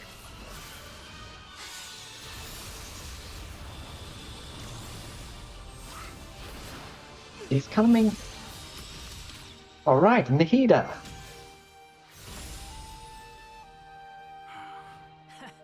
Good timing. Dottore, as clever as you are, you fail to understand wisdom. Wisdom takes many forms, but the path you have chosen eschews them all.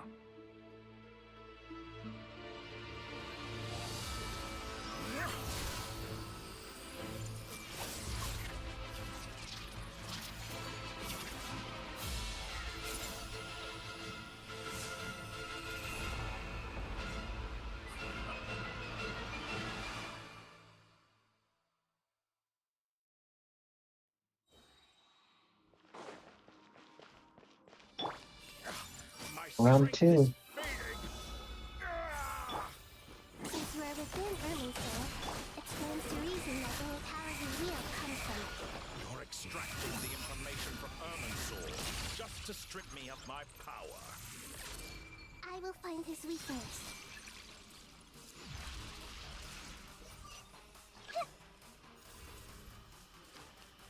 Okay, I see.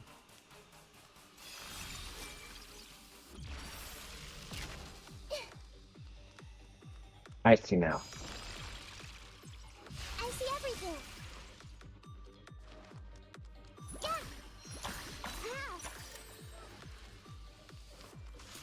I admire your attempt to introduce a new barrier, but it's nowhere near enough.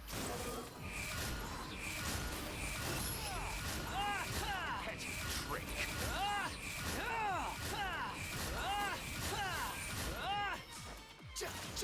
Wretched vermin!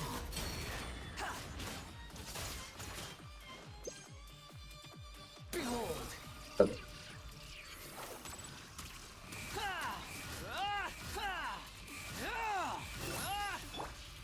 Everyone hold hands. Burn all before Blazing you. light! The wind up, you're dead! That's far enough! Ah.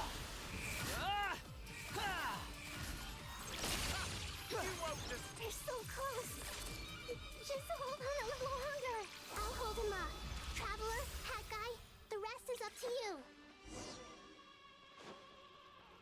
We certainly have a knack for surprising each other, don't we? I'm just getting started.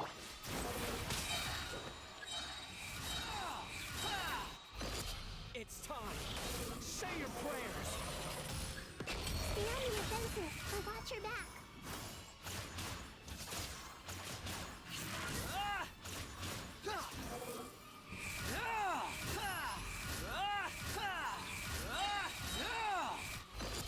It's time. Say your prayers. Combination elemental burst. That's a first. The wind rises. Oops.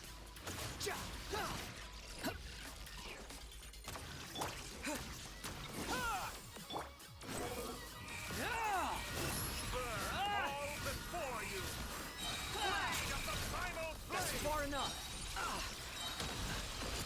It's time. Say your prayers. Ah, dang it. Behold.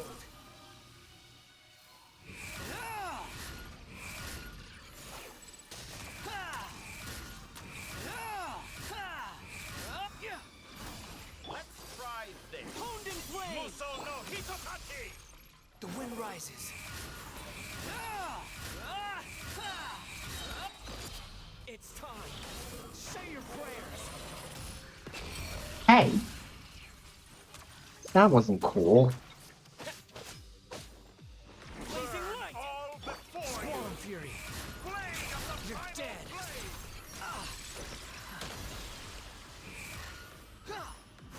Quick.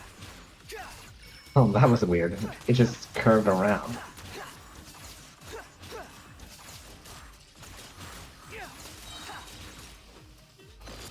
It's time. your prayers! Finally. Time for you to die. Excited? Time for me to die? How could I have reached this place if death was something I feared? The last gasp struggle of a dying man is a pretty pathetic sight.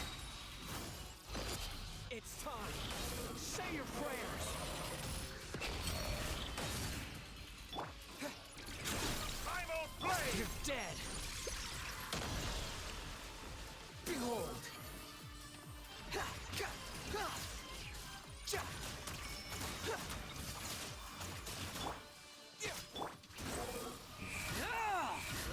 Almost there.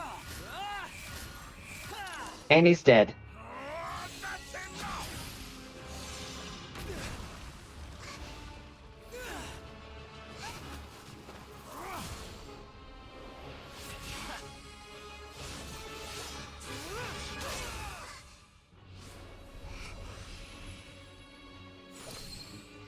The gnosis. It's all yours. Do with it as you see fit.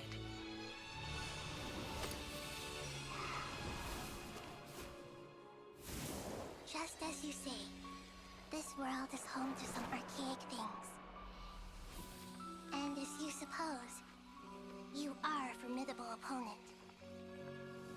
You have long coveted the secrets of wisdom. So now, I will demonstrate true wisdom in action. I invoke my supreme authority as the keeper of Irmunsul. Commend me or condemn me. But give your verdict now!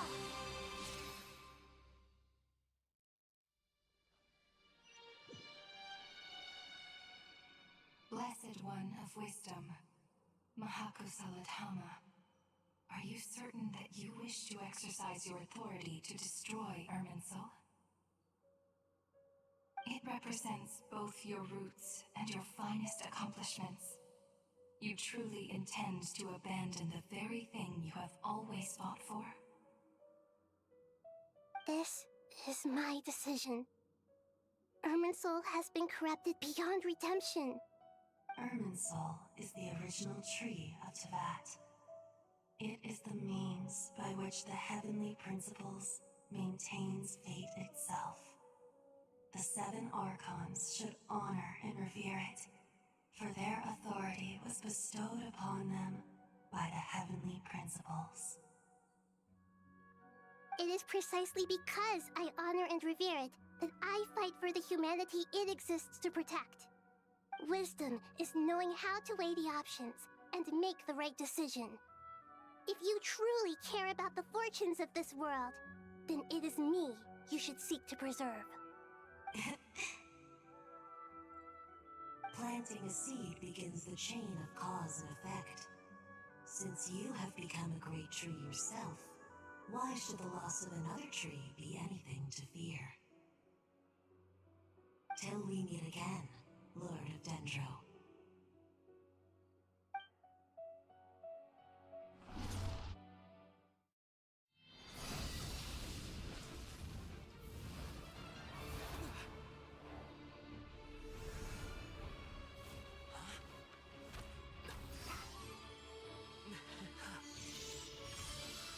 The first flame.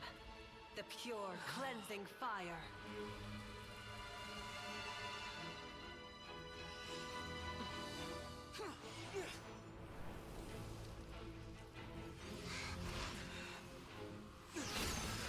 Uh-oh.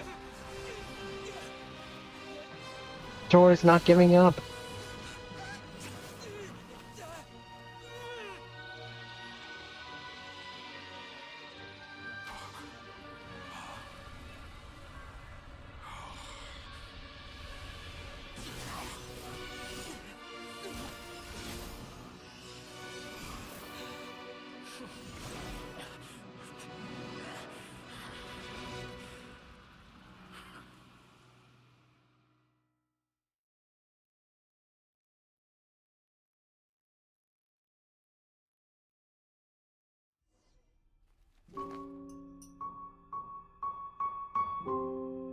Regrator again. Shall we? Where were we? I was suggesting that you needn't perform when signing a contract. You're only sitting here because your bank demanded an evaluation of the trustee. So you told a story about a young scholar from a merchant family in Sumeru? I told a compelling tale, didn't I? The post-expulsion story is far more captivating. The human experiments or the elixir of immortality? The part where you die. Ah, yes. My favorite part. The 35-year-old Segment thought of himself as Dottore, reserving the name Zandik for the original specimen. Of all the Segments, he was the most selfish. After his expulsion, Dottore searched for a new direction. He joined the Fatui, studied Elazar in great depth, secured resources. He was rather fortunate in his career. Zandik turned to Conrian technology and successfully created his segments. But this was not immortality. Even with backup segments, his body would still age. Still, thanks to Snezhnaya, Zandik found the ideal base for his experiments. Then a perfect partnership materialized at a crucial moment. The year that both parties realized they needed more time. Fortunately, Zandik succeeded. In a miraculous turn of events, he gained the extra time he needed. I seem to recall it differently. All right, it's true. No matter how much elixir he took, Zandik remained human and continued to age. Then, on the morning he turned 85... Help me up! Call for help! Surely he would be rescued, Zandik thought. But to his surprise, no one helped him. Zandik was too selfish for that. Don't forget, you're one of us. Yes, and we're all waiting. Waiting for me to die. Pantalone arrived for a meeting and happened to witness what followed. He found it unsettling. I never said that. But the Zandiks were unfazed. It was a rare opportunity for self-dissection.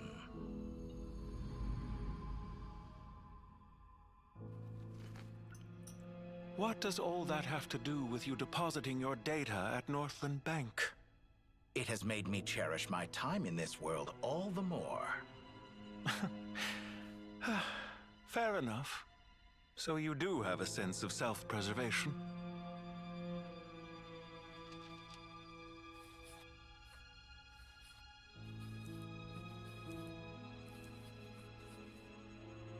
What do you mean?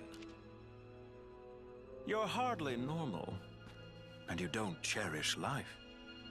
You just don't want to admit defeat in the limited time you have. Even so, don't I deserve an interesting ending? I'm counting on it.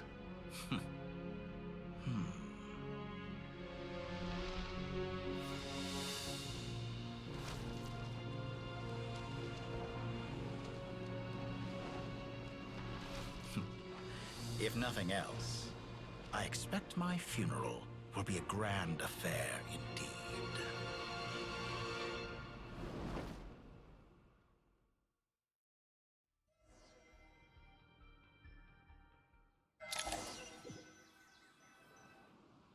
What a magnificent fire. In Snezhnaya, we light fires to ward off the cold. Fire, it seems, is antithetical to ideas such as cold, frozen, and unchanging. Perhaps it has always been that way.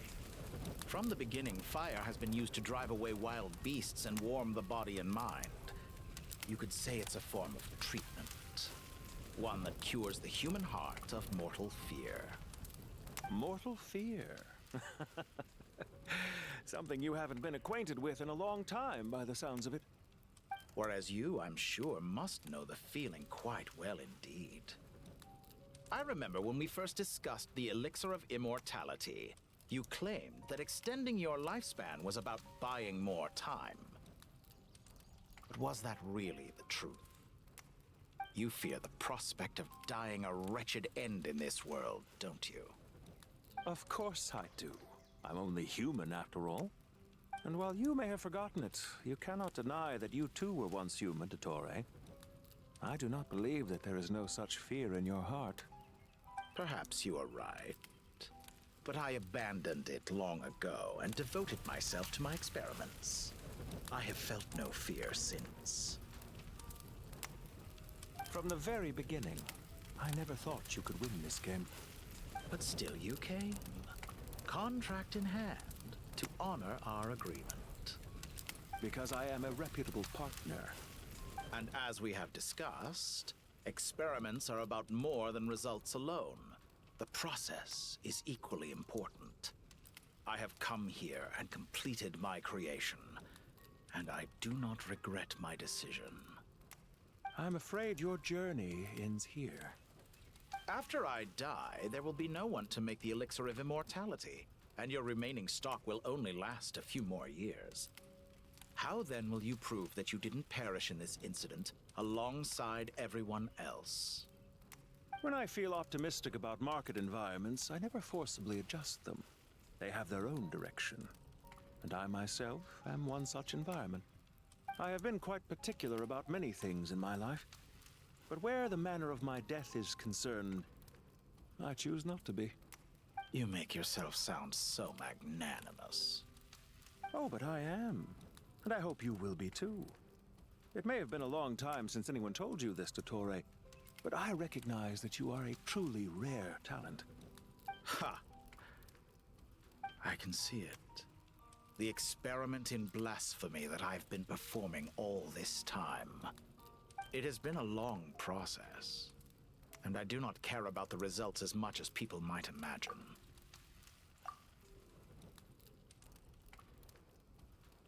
If the very goal of your experiment was to explore infinite possibilities, then there was never any reason for it to end. Indeed. Yet now, the experiment has officially drawn to a close.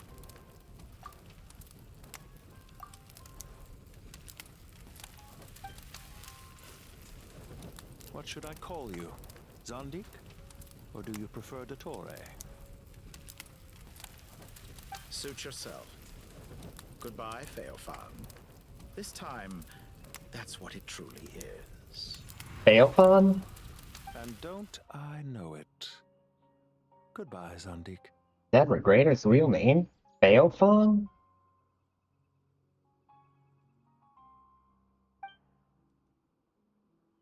I could have carried out many more experiments, but to me, Lord of Dendro, this outcome is certainly not the worst. I believe you. But unfortunately, this is where it all ends for you. This experiment does not belong to you, nor do any of the results. Experiment. It sounds like you're trying to outdo me in my own field. Wisdom is conveying information in terms that people can clearly understand. You know exactly what I mean. Indeed. I can see no further outcomes. Ha. You have a formidable mind, and you are braver than I thought. Setting fire to the very thing your survival depends on. Your previous threat was empty, but this time, it is real. When necessary, wisdom can be as fierce as an inferno. Some of the flames that incinerate you come from within yourself. Perhaps you are right. You see what lies at the bottom of the human heart, and that is your wisdom. Here is where your journey comes to an end.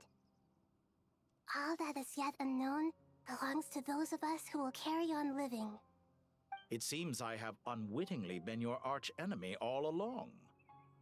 But now, it's all over. I do not deny your intelligence. But what you refer to as experiments, I would never describe in those terms. They are events that take place in the real world, and they are so much more than mere data. Goodbye. we will never meet again.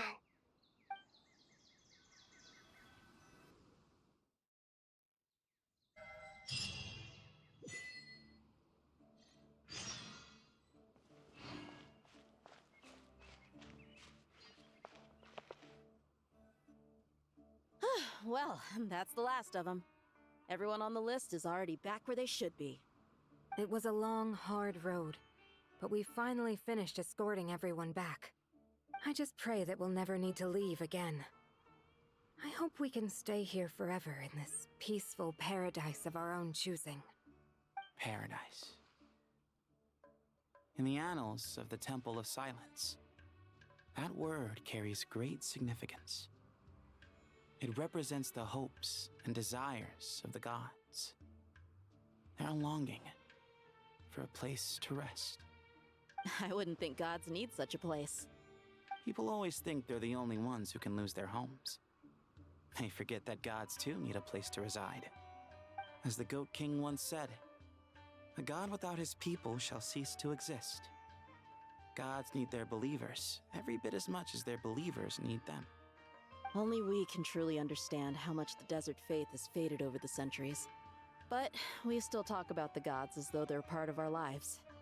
Given the myriad ways in which gods and humans interact, I'd say they really are. How else could Dunyarzad consider the Dendro Archon a friend? Well, that sounds about right to me. Describing them as friends sure makes us feel a whole lot closer. If you told me a few years back that I'd have this many friends, I'd have called you a liar. Belief is a choice, just like friendship. We've made our choices through battle.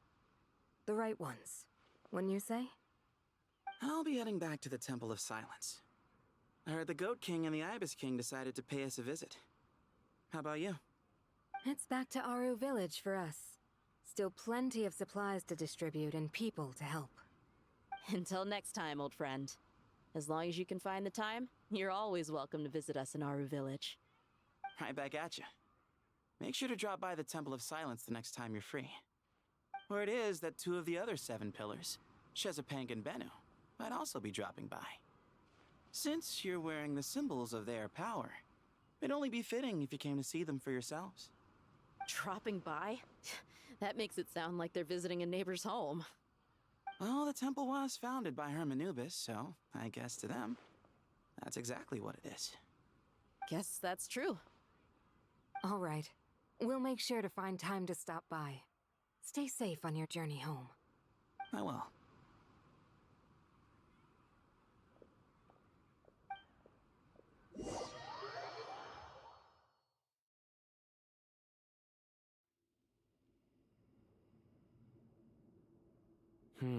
You do have a point.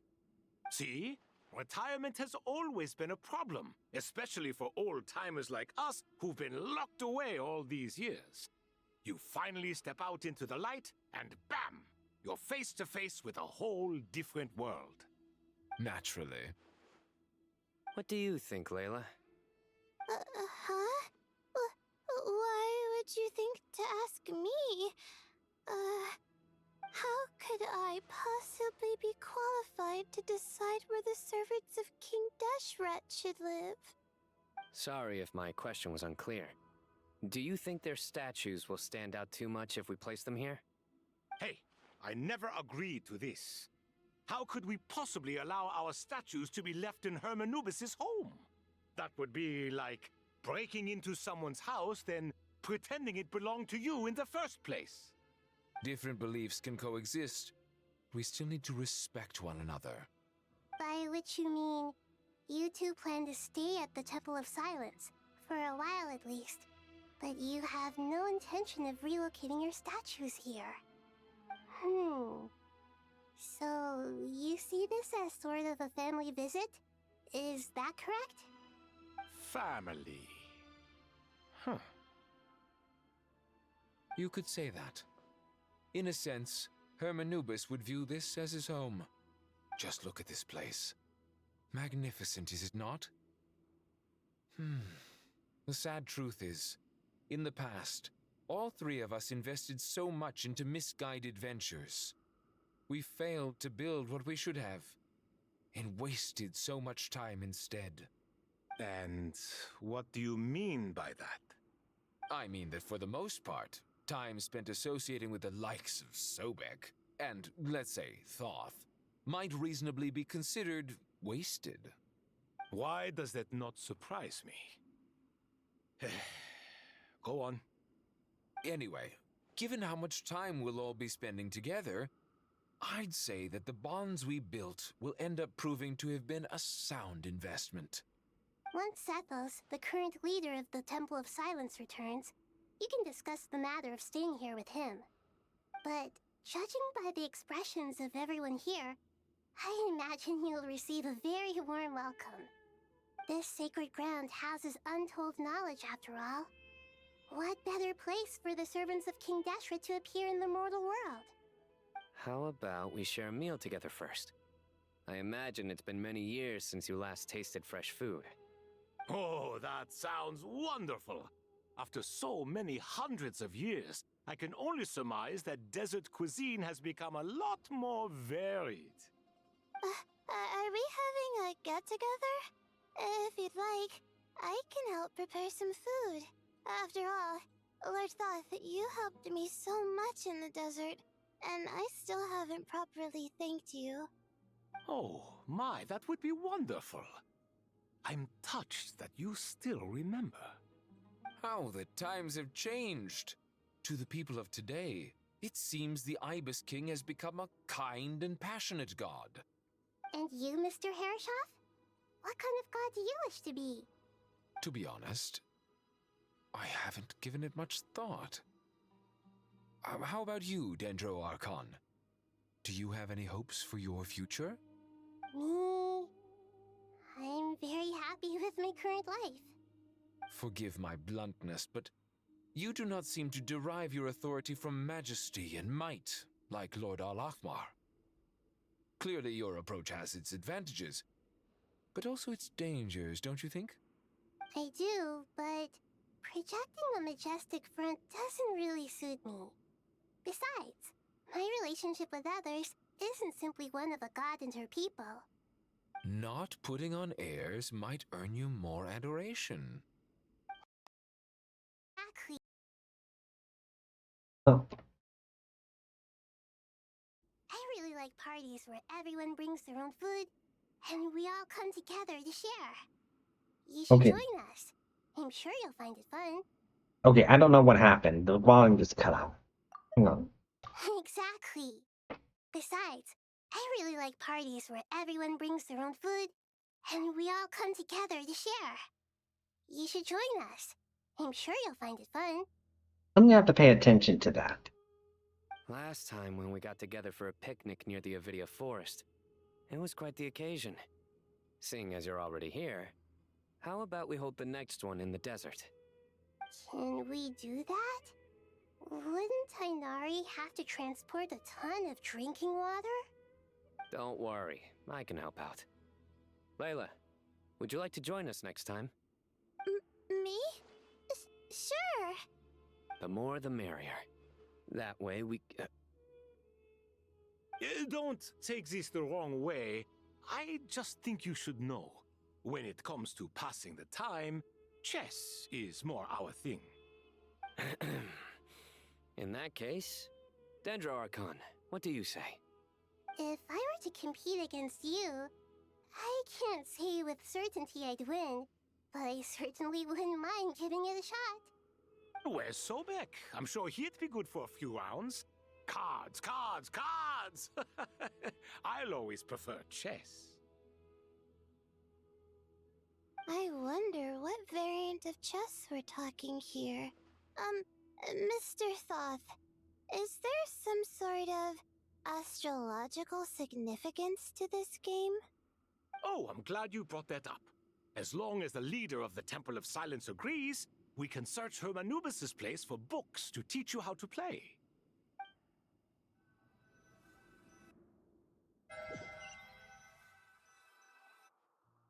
Who's next? Alhaitham and Calais. Such devastation visited on Sumeru City. So many houses destroyed or damaged in the fighting. Who could have foreseen this? Look at all of this. It's going to take me forever to tidy up. I suppose living below the academia doesn't always work out to your advantage. I would have thought a little appreciation of my sincerity and effort in helping to clean up this mess might be in order. Helping? Effort?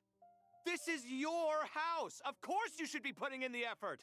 If anything, I'm the one who's helping. So you see yourself as just a helper in this situation. I must admit, I'm rather shocked. If you're trying to say that since I live here too, I have an obligation to tidy up, fine. I suppose I do. Wait a second, stop changing the subject!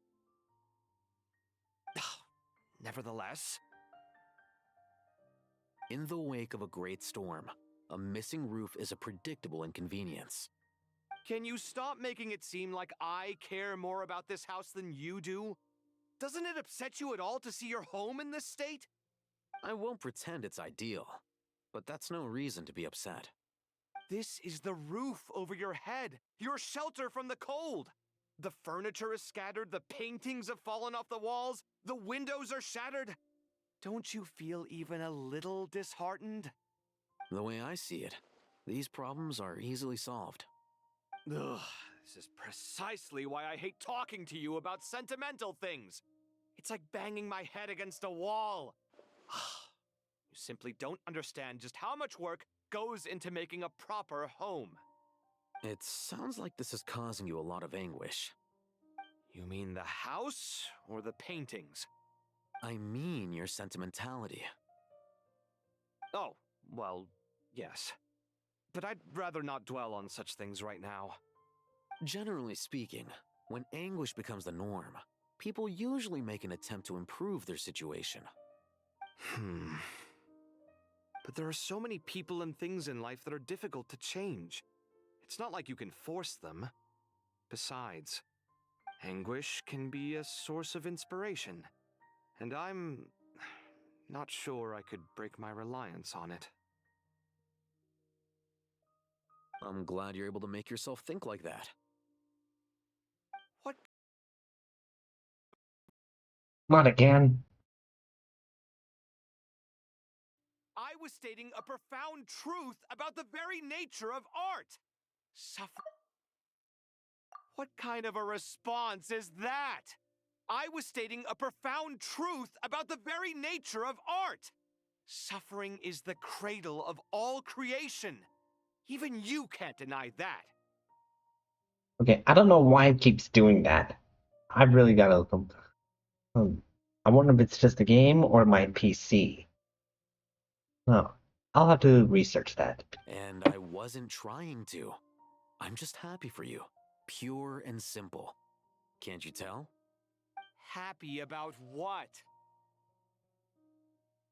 Happy that you can always find an answer that backs up your views. You... More often than not, life is a process of running into problems and then searching for answers. Yours more than most. Not everyone's so good at justifying things to themselves. It's something that you've been steadily mastering. Huh. What about you, then? What skills have you been mastering lately? Pass me that box. Huh? Okay. You may consider this my progress on the path to mastery. What? Wait a second. Isn't that box mine? Hey, it is! It must have fallen off that shelf. I'll hate them. Those are my paints and inks. Would you like me to put it in your bedroom for you? Huh? I mean, sure, if you don't mind. What kind of progress is this? Does he think he can bribe me? Not that giving me back my own things is much of a bribe. These books on the floor, they're a complete mess. And this one, didn't he say it was an out-of-print collectible? It's completely covered in dust, and some of its pages have even fallen out. Ugh, guess I should help him repair it. This one too. And this one.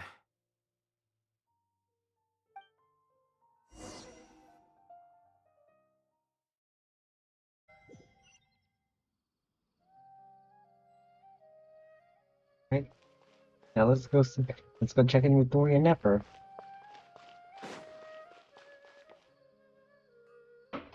Local subterbeasts, imported goods, such a bright future ahead. I can picture the Mora just rolling in.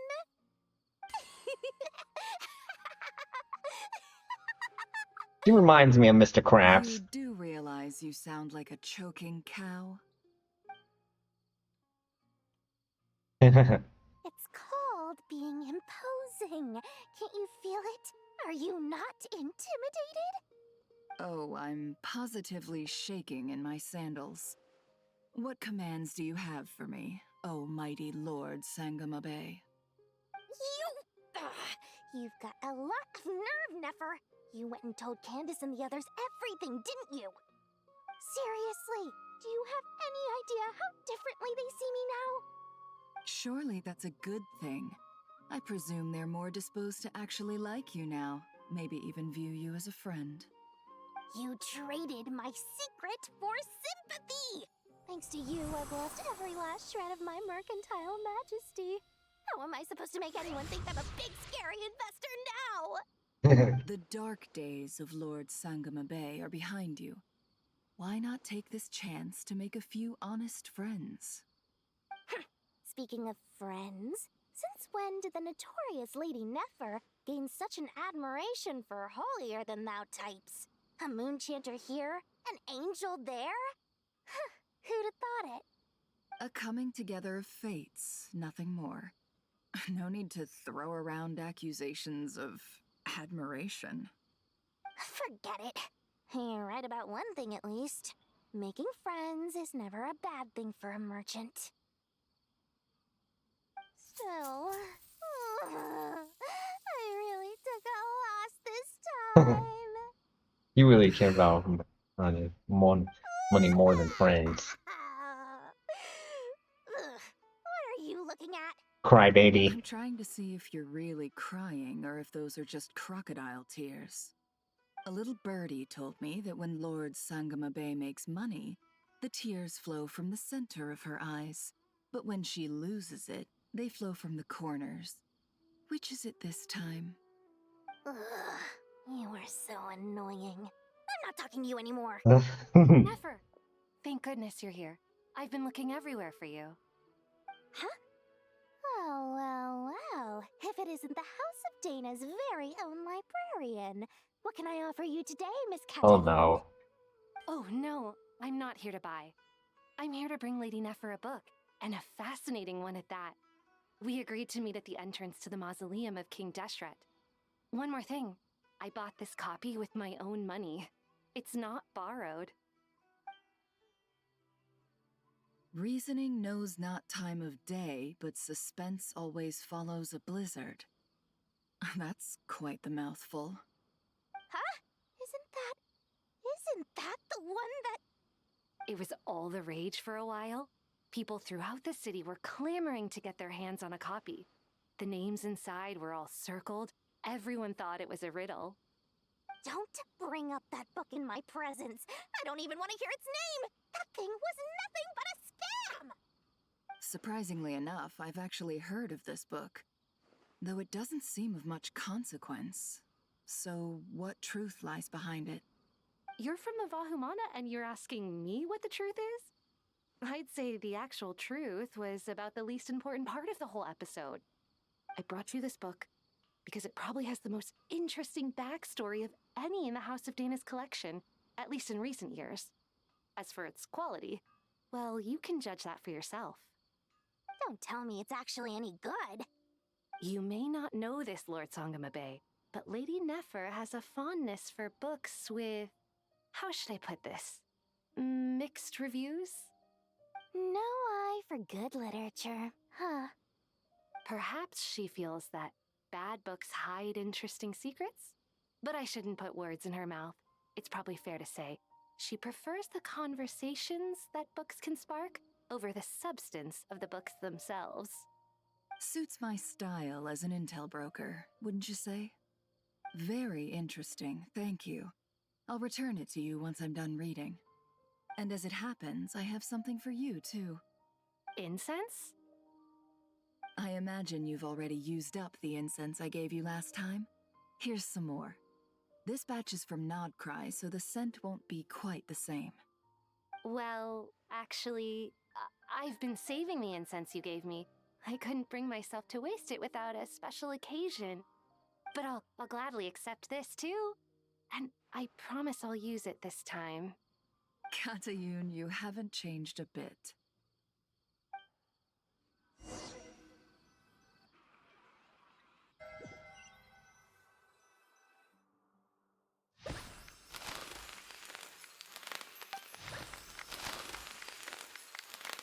Congratulations, Kale. Well done, Kale. After studying for so long, you've finally become a full-fledged ranger. Sure hasn't been easy for you, huh? This really is fantastic news.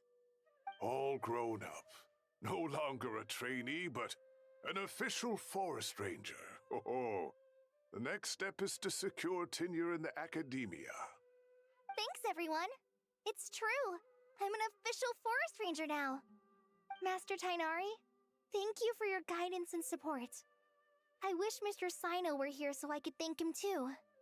Sino had a matter to attend to at the Temple of Silence. I don't imagine he'll be back for some time.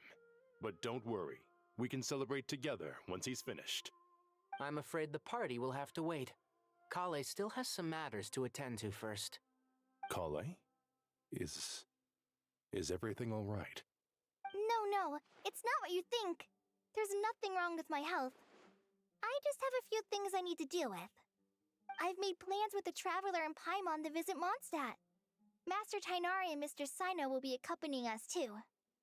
Well, that's a relief. Let's get together when everyone's back. I'm sure you'll be doing even better by then. Of course. I have a feeling you're right.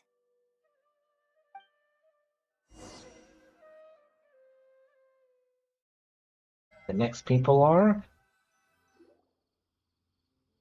A few days later. Phew! After all that catching up on sleep and food, Paimon's feeling full of vim and vigor again. For someone who spends so much time resting, your recovery routine is surprisingly simple. Hey! Paimon's been working her butt off too, you know. She flew all over the city helping everyone out. Don't worry, I saw how hard you worked. Alright, we all know you're the most hardworking person in Teyvat. As long as you're rested and full, that's what really matters. Paimon's been looking around the place, and it seems like the city's already on the mend. But Paimon's been wondering how Nahida's doing. We should check in on her. Good idea. But first... Ad Astra. Thank you for complete. Ad Astra.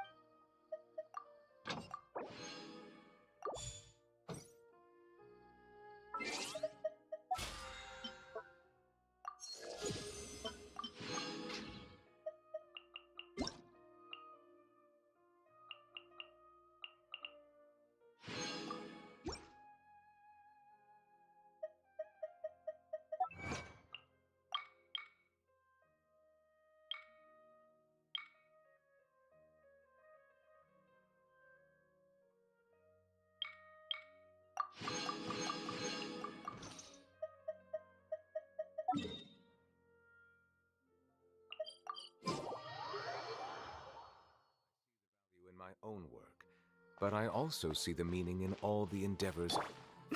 Go on.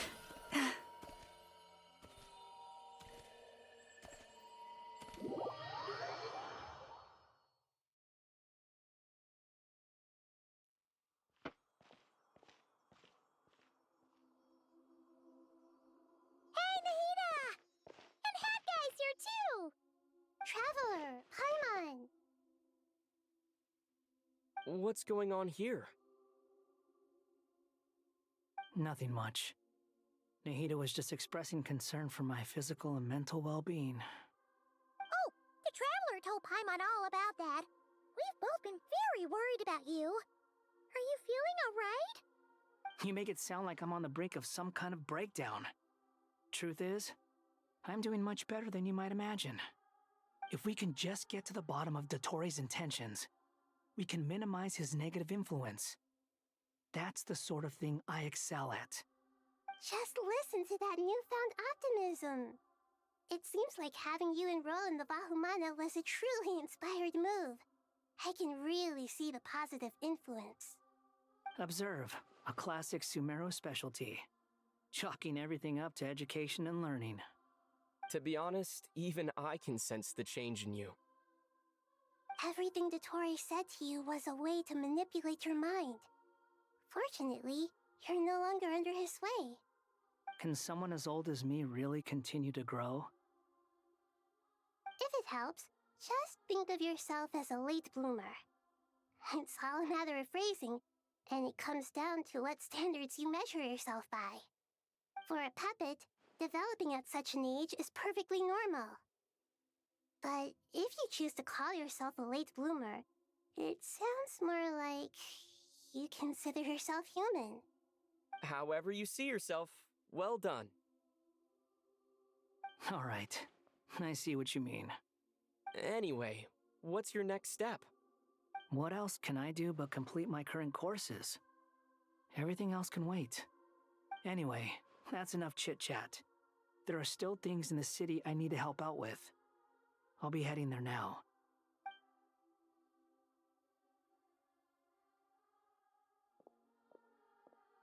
I'm so happy that Hat Guy is doing better than we thought. But what about you, Nahida? How are you holding up? The pyronosis burned down the corrupted Irmunsul. The flames blazed for 7 days and 7 nights before they finally subsided. All that was left were the parts underground. Now, Aru shoulders the responsibilities that once belonged to Irmunsul. The situation was contained before it got out of hand, so Tevat's most vital information has largely been preserved. Irmunsul has a strong influence over you, doesn't it? How will you cope now that it's gone? There's no need to worry. Thanks to Nicole's extraordinary talents, my connection to Irmunsul has been severed and transposed onto Aru. Angels can do things like that? They can. Such abilities are precisely what makes them so powerful. The goddess of flowers, Nabu Malikata, once claimed that she too could perform feats beyond the reach of mere mortals. In my eyes, much of what she went on to achieve reached such transcendent levels. Her and Nicole really are both fascinating and magnificent. So, does that mean your situation is stable now? Correct. Just imagine that Aru has become the new Irmunsul, and the essence of my existence has been bound to it. The wisdom of Sumeru has ultimately converged into a single, unified entity. Should we ascribe this all to fate, or is it merely fortune? Whatever it is, the important thing is that you're okay, Nahida. Dendro Archon, Lesser Lord Kusanali. Oh, thank goodness you're here. Greetings, Traveler and Paimon. Sir Nevis, do you have something urgent to say? Yes, there's something I need to report. We've received a message from Snezhnaya. Oh, Snezhnaya.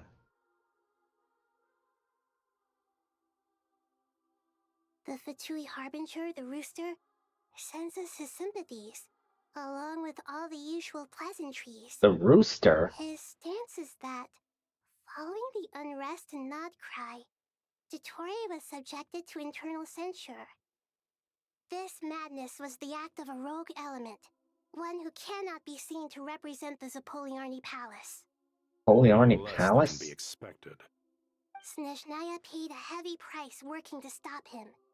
They even lost one of their own harbingers. I don't like the sound of that. On to say that even so, Snezhnaya cannot claim to be blameless. Apparently, they will deal with Dottore's subordinates in accordance with Snezhnayan law, holding all those involved in his crimes accountable. Additionally, they are supplying relief funds and supplies, which are already en route. They hope this will aid in Sumeru's reconstruction. Huh. he's got an answer for everything. True. But as diplomatic rhetoric goes, it's highly effective. Completely watertight, both in logic and sentiment. This disaster has had a profound impact on Sumeru. There is much that I will keep in my heart. The matter of Dottore can be seen as settled for now. We are sure to cross paths again in the future, and in that light, Snezhnaya would do well to uphold their responsibilities and keep a tight rein over their actions. With Irmunsul burned, the flow of fate now carries many more possibilities. I will be watching carefully. Perhaps we can move on to a less serious matter? Dendro Archon, will you eat with us once this matter is dealt with? Everyone wishes to celebrate together. Your presence would be most welcome. Of course! Junior Zod, Sino, and Hypatia all told me the same thing. If there isn't enough room for everyone, we can arrange back-to-back feasts.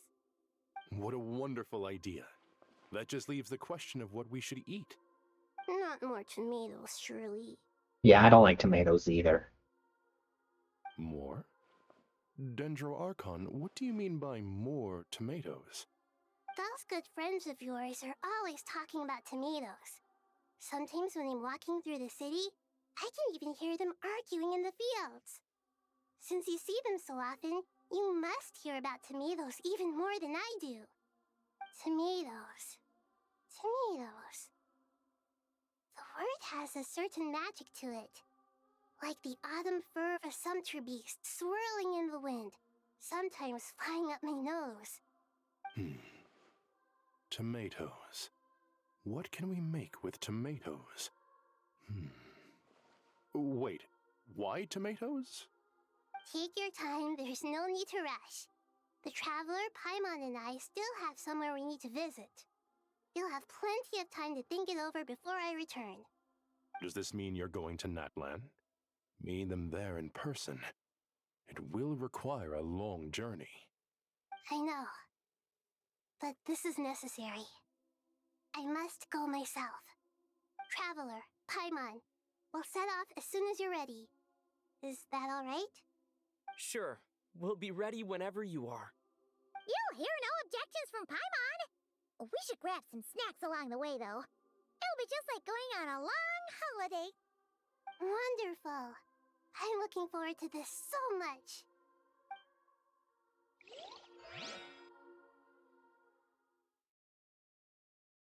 I believe it's to meet with Malika again. Natlan is such a lively place. Nope, just a visit. It's super cheerful and positive, too. I can see that. There are people outside exercising at all hours. Such a healthy way of life. You came. Welcome, welcome. You must be hungry from your journey. Would you like something to eat? Oh, thanks, but no thanks. We've been eating the whole way here. We had a mushroom platter, Sab's meat stew, butter braised chicken, Hadasara pudding.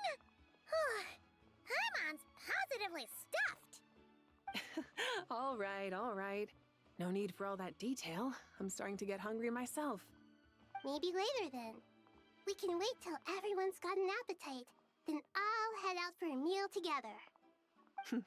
Sounds like a plan. Let's find somewhere to sit down.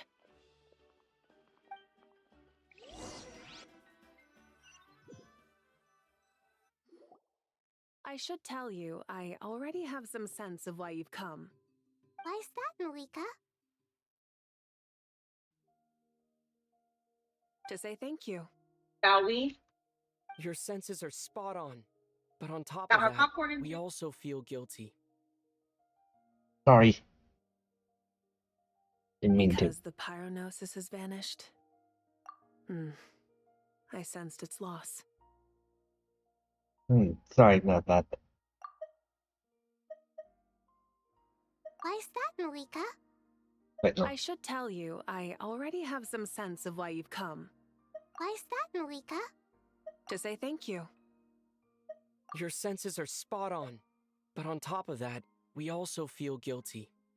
Because the pyronosis has vanished. I sensed its loss. Despite scouring through the remnants of Irmunsul, we couldn't find any sign of the pyronosis. Not even any trace of it burning to ash. That's certainly unusual. Still, the potential fallout from Irmunsul's loss is significant, to say the least. Perhaps the pyronosis's disappearance is simply a knock-on effect of the impact it's had on a certain strand of fate. There's no need to feel guilty. We were clear that this time, there was to be no returning, only giving. Pure and simple. Thank you really is a fascinating phrase. We use it to express gratitude for the smallest of things. Yet, when faced with a kindness too immense to describe, we use exactly the same words. It's not that we lack other means of expression. It's that when we truly need to express our feelings, the simplest and purest words are always the most powerful. You're right. In Natlan, we prefer simple expressions too. Companionship, friendship, support. They might not sound fancy, but the sentiment behind them is sincere. That's wonderful to hear. Sincere feelings are often a vehicle for the deepest wisdom of all. Irmunsul's destruction doesn't seem to have done you much harm. I'm glad to see you're doing well. There's still a lot of work to do, but before we begin, we felt it was important to come here and speak with you. Partly to express our gratitude, but also because we felt that seeing you, in a sense, is like basking in warm sunlight. That's a nice way of putting it. I like that. To tell you the truth, though, I'm not a fan of somber meetings. So, since there's nothing more to say, why don't we go bask in some actual sunlight? The weather's beautiful today. What a great idea! Paimon's gonna lie back and soak up some rays.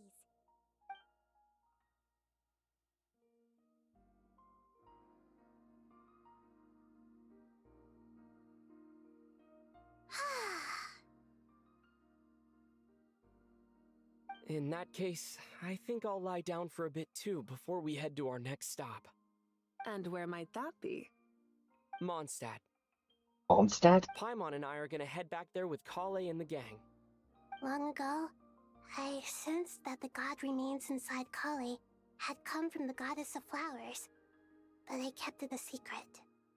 Those remains weren't hurting Kale, not as she is now. They simply exist. Besides, I could sense a deep yearning within her. A yearning for an ordinary life. A yearning to hold on to the hard-won happiness she now enjoys. With someone like her, I have a responsibility to keep her secret. She should be ready to face the truth by now. Whenever people meet, there is always the potential to create warmth and kindness. Every child grows up. But even as adults, they are still children in the eyes of certain people. Oh, just like how Paimon sometimes sees Nahida as a little kid. Is that so? Well, anyone who's friends with a kid is probably a kid themselves. Of course! And there's nothing wrong with that. When we get back, we'll actually be hanging out with another of our friends who happens to be a kid. Or more like looking after, in her case. Anyway, we'll always be there to watch out for our friends.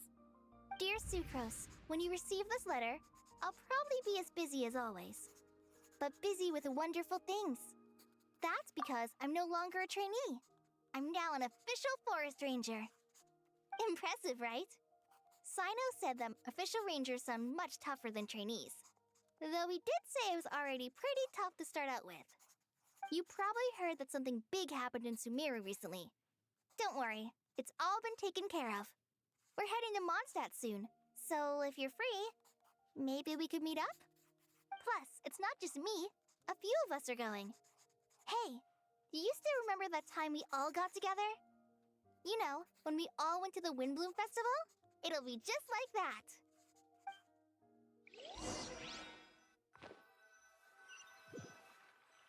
Time for our final stop. 2 days later, By the gates of Mondstadt. Is that... Don't you say it! Is that the great Vayuvyastra?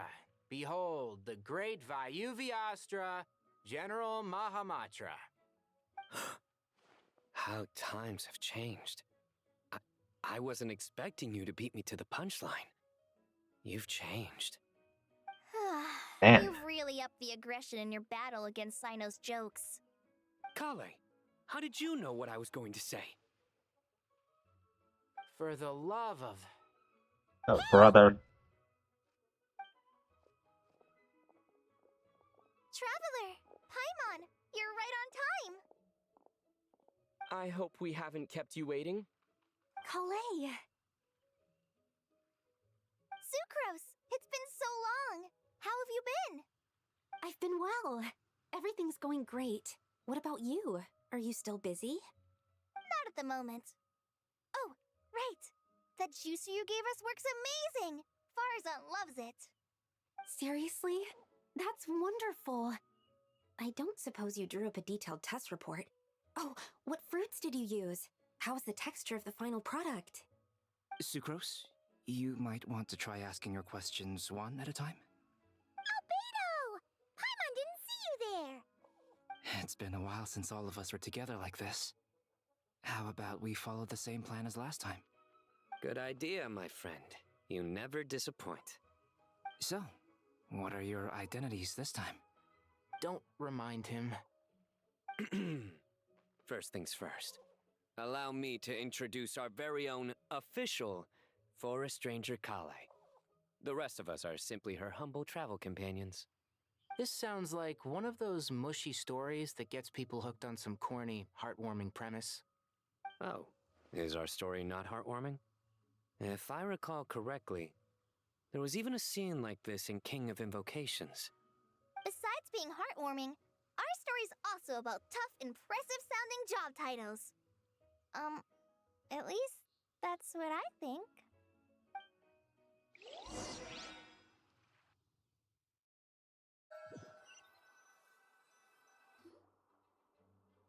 You calling the others meeting the Knights of the Fullness. Exchange for more rooms at the end of the You're library. here already? I'm still Nicole. giving Dodoco a little trim. I won't be a moment. A trim? Does Dodoco need haircuts too? Of course. It's important to know how to take loving care of the apples of your eye. All of these trivial matters get left to me. It's because I'm an angel, and angels are, in a way, the guardians of all Teyvat. Oh, right! Well, that's definitely an impressive-sounding job title. What are you writing? I'm just brainstorming some cool-sounding lines. Oh, write them on these card backs. Of course. Clearly, my lines are pretty amazing, wouldn't you say? Miss Nicole. Kale? You seem a little nervous. I was just wondering, who was the person you mentioned who needed their wish fulfilled? Wish? What do you mean? Miss Nicole asked if we could meet up in Mondstadt once everything was over. She said a friend of hers had a wish that needed my help to come true. Well, you never mentioned that before. All we knew was that you'd arranged to meet in Mondstadt. But we thought it had something to do with the god remains. To be fair, everything I told you was true. Anyway, my friend is waiting. Come on, let's pay her a visit.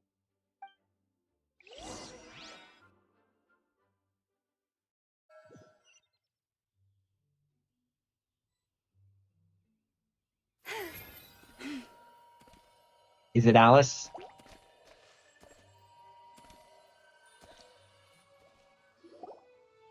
Huh? You're... Surprised? I Oh. bet you weren't expecting to meet a woman like me beneath this beautiful tree in a faraway land. Neither was I. An oasis will spring from the place where a djinn resides. That saying falls somewhat flat here in Mondstadt, given that everywhere is already so lush and green. Lilupar! What are you doing here? I made friends with Miss Nicole. I asked her to bring me here and then invite Kale to come. The prologue to this story is that I have a wish. It has stirred within my heart for centuries, millennia even. Originally, it was merely Al Ahmar's lie, but now it has become reality. Could this be... Related to the goddess of flowers? My dear young lady, my mistress left her final trace in this world upon you. I can't tell you how glad I am to see you here. And now I have seen you, and peered into your heart. You have experienced hardships and suffered setbacks.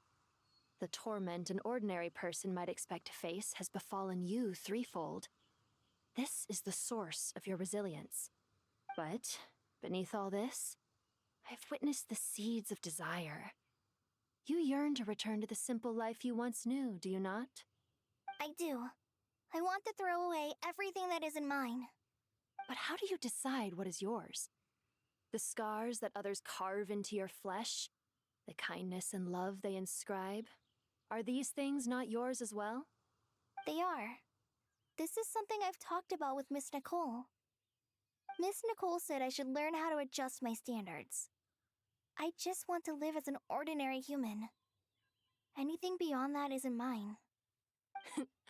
Don't you want anything from the remains of the goddess of flowers? She gave me a revelation once. I think that's already more than enough.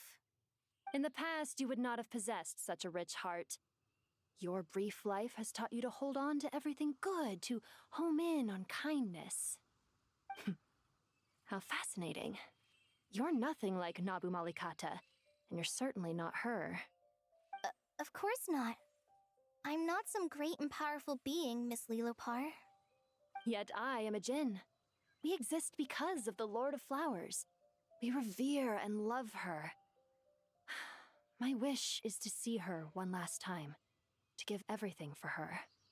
Kale, can you do this for me? But her remains won't be easy to remove. Are you sure this is what you want? That's beside the point. First, I need to know.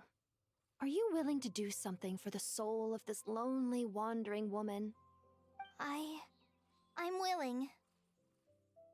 But look, you know nothing about me. Even if you have heard the stories about me, all you would know is that I was rightly punished for the many evil deeds I committed. Ah, so you do know. Your lips are quivering, your eyes trembling, and still you're willing to do something for me. Life has been cruel to you, and yet you've learned to be kind. My dear young lady, to repay your kindness, I too must play my part.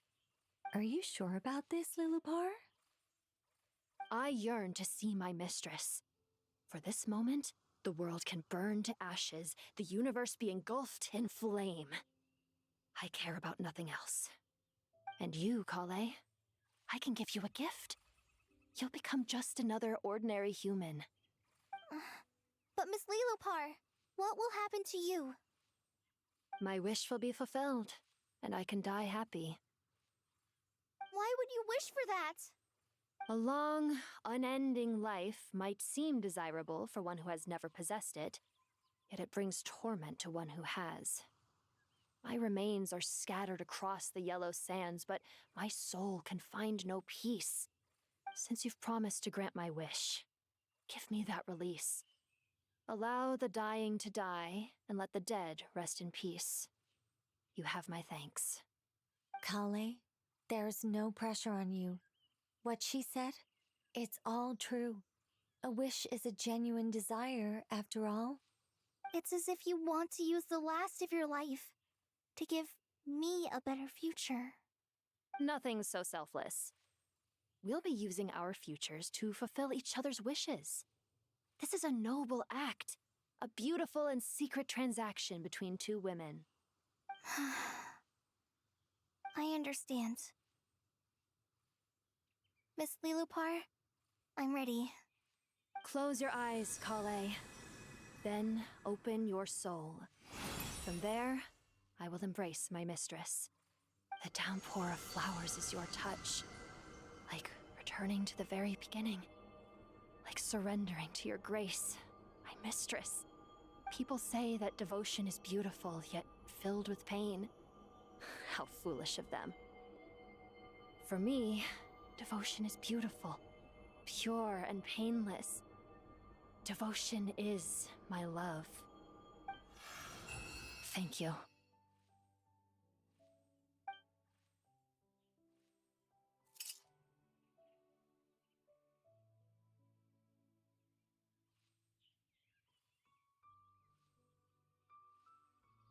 Lillipore! She disappeared? She's She gone. left, carrying the blessing of flowers.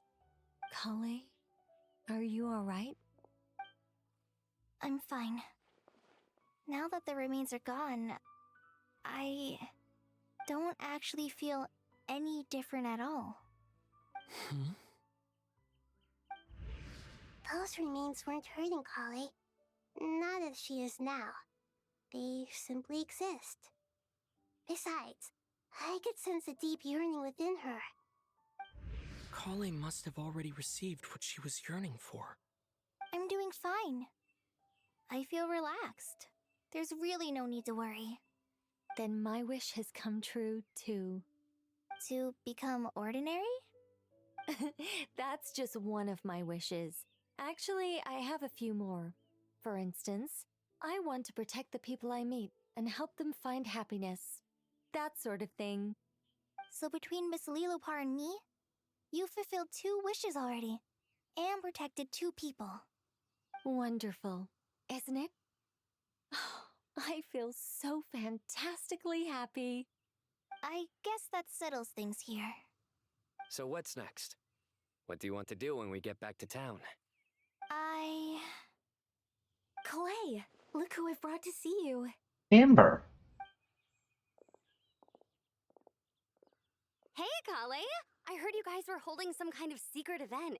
How come you started without me? Huh? Oh no, it's nothing like that. We were just saying goodbye to an old friend. Really? Who? Me. The old me. So that's what this is all about. Did you come all the way to Mondstadt for that? Because we knew the old you so we could witness the change? Exactly. The old me is gone. I puffed her into the air, and she became a fluffy pink cloud, floating into the sky, before disappearing forever. Do you think, maybe up in the sky, she has friends waiting for her with test tubes, flasks, and bows?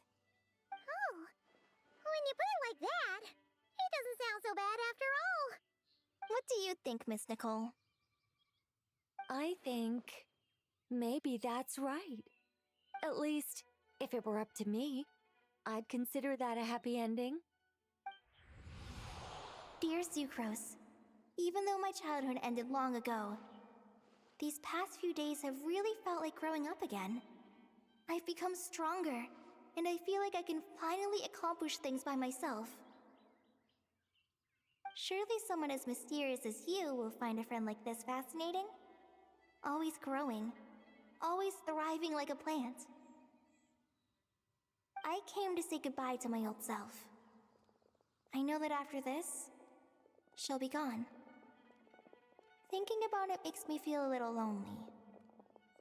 I know the weakness that kept me company will one day leave me too. But somewhere in my heart, I feel a great sense of joy. It feels like I've always wanted to take this step, to walk towards the new me.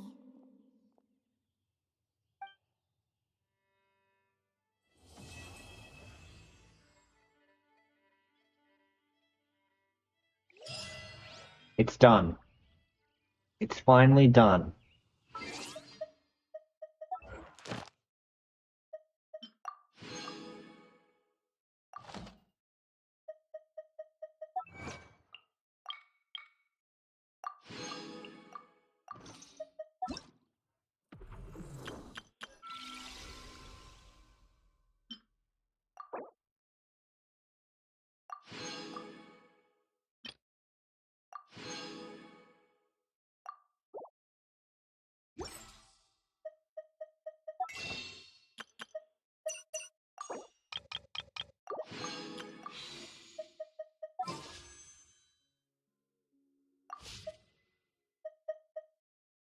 Right.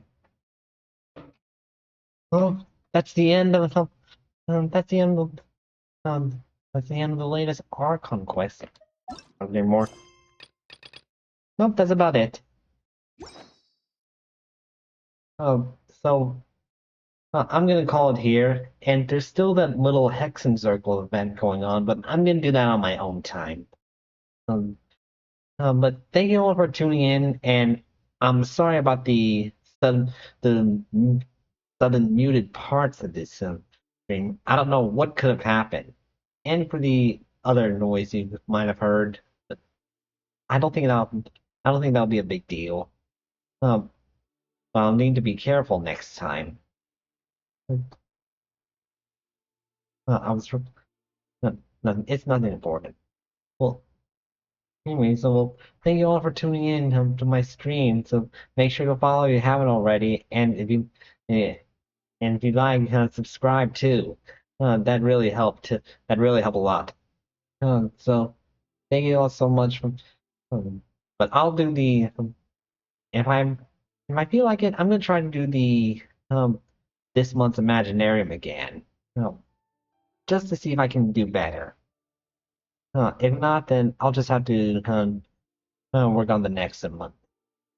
Well, thank you all for tuning in tonight, and and and make sure to just thank you all for tuning in. So good night, and may you all have pleasant dreams. Bye.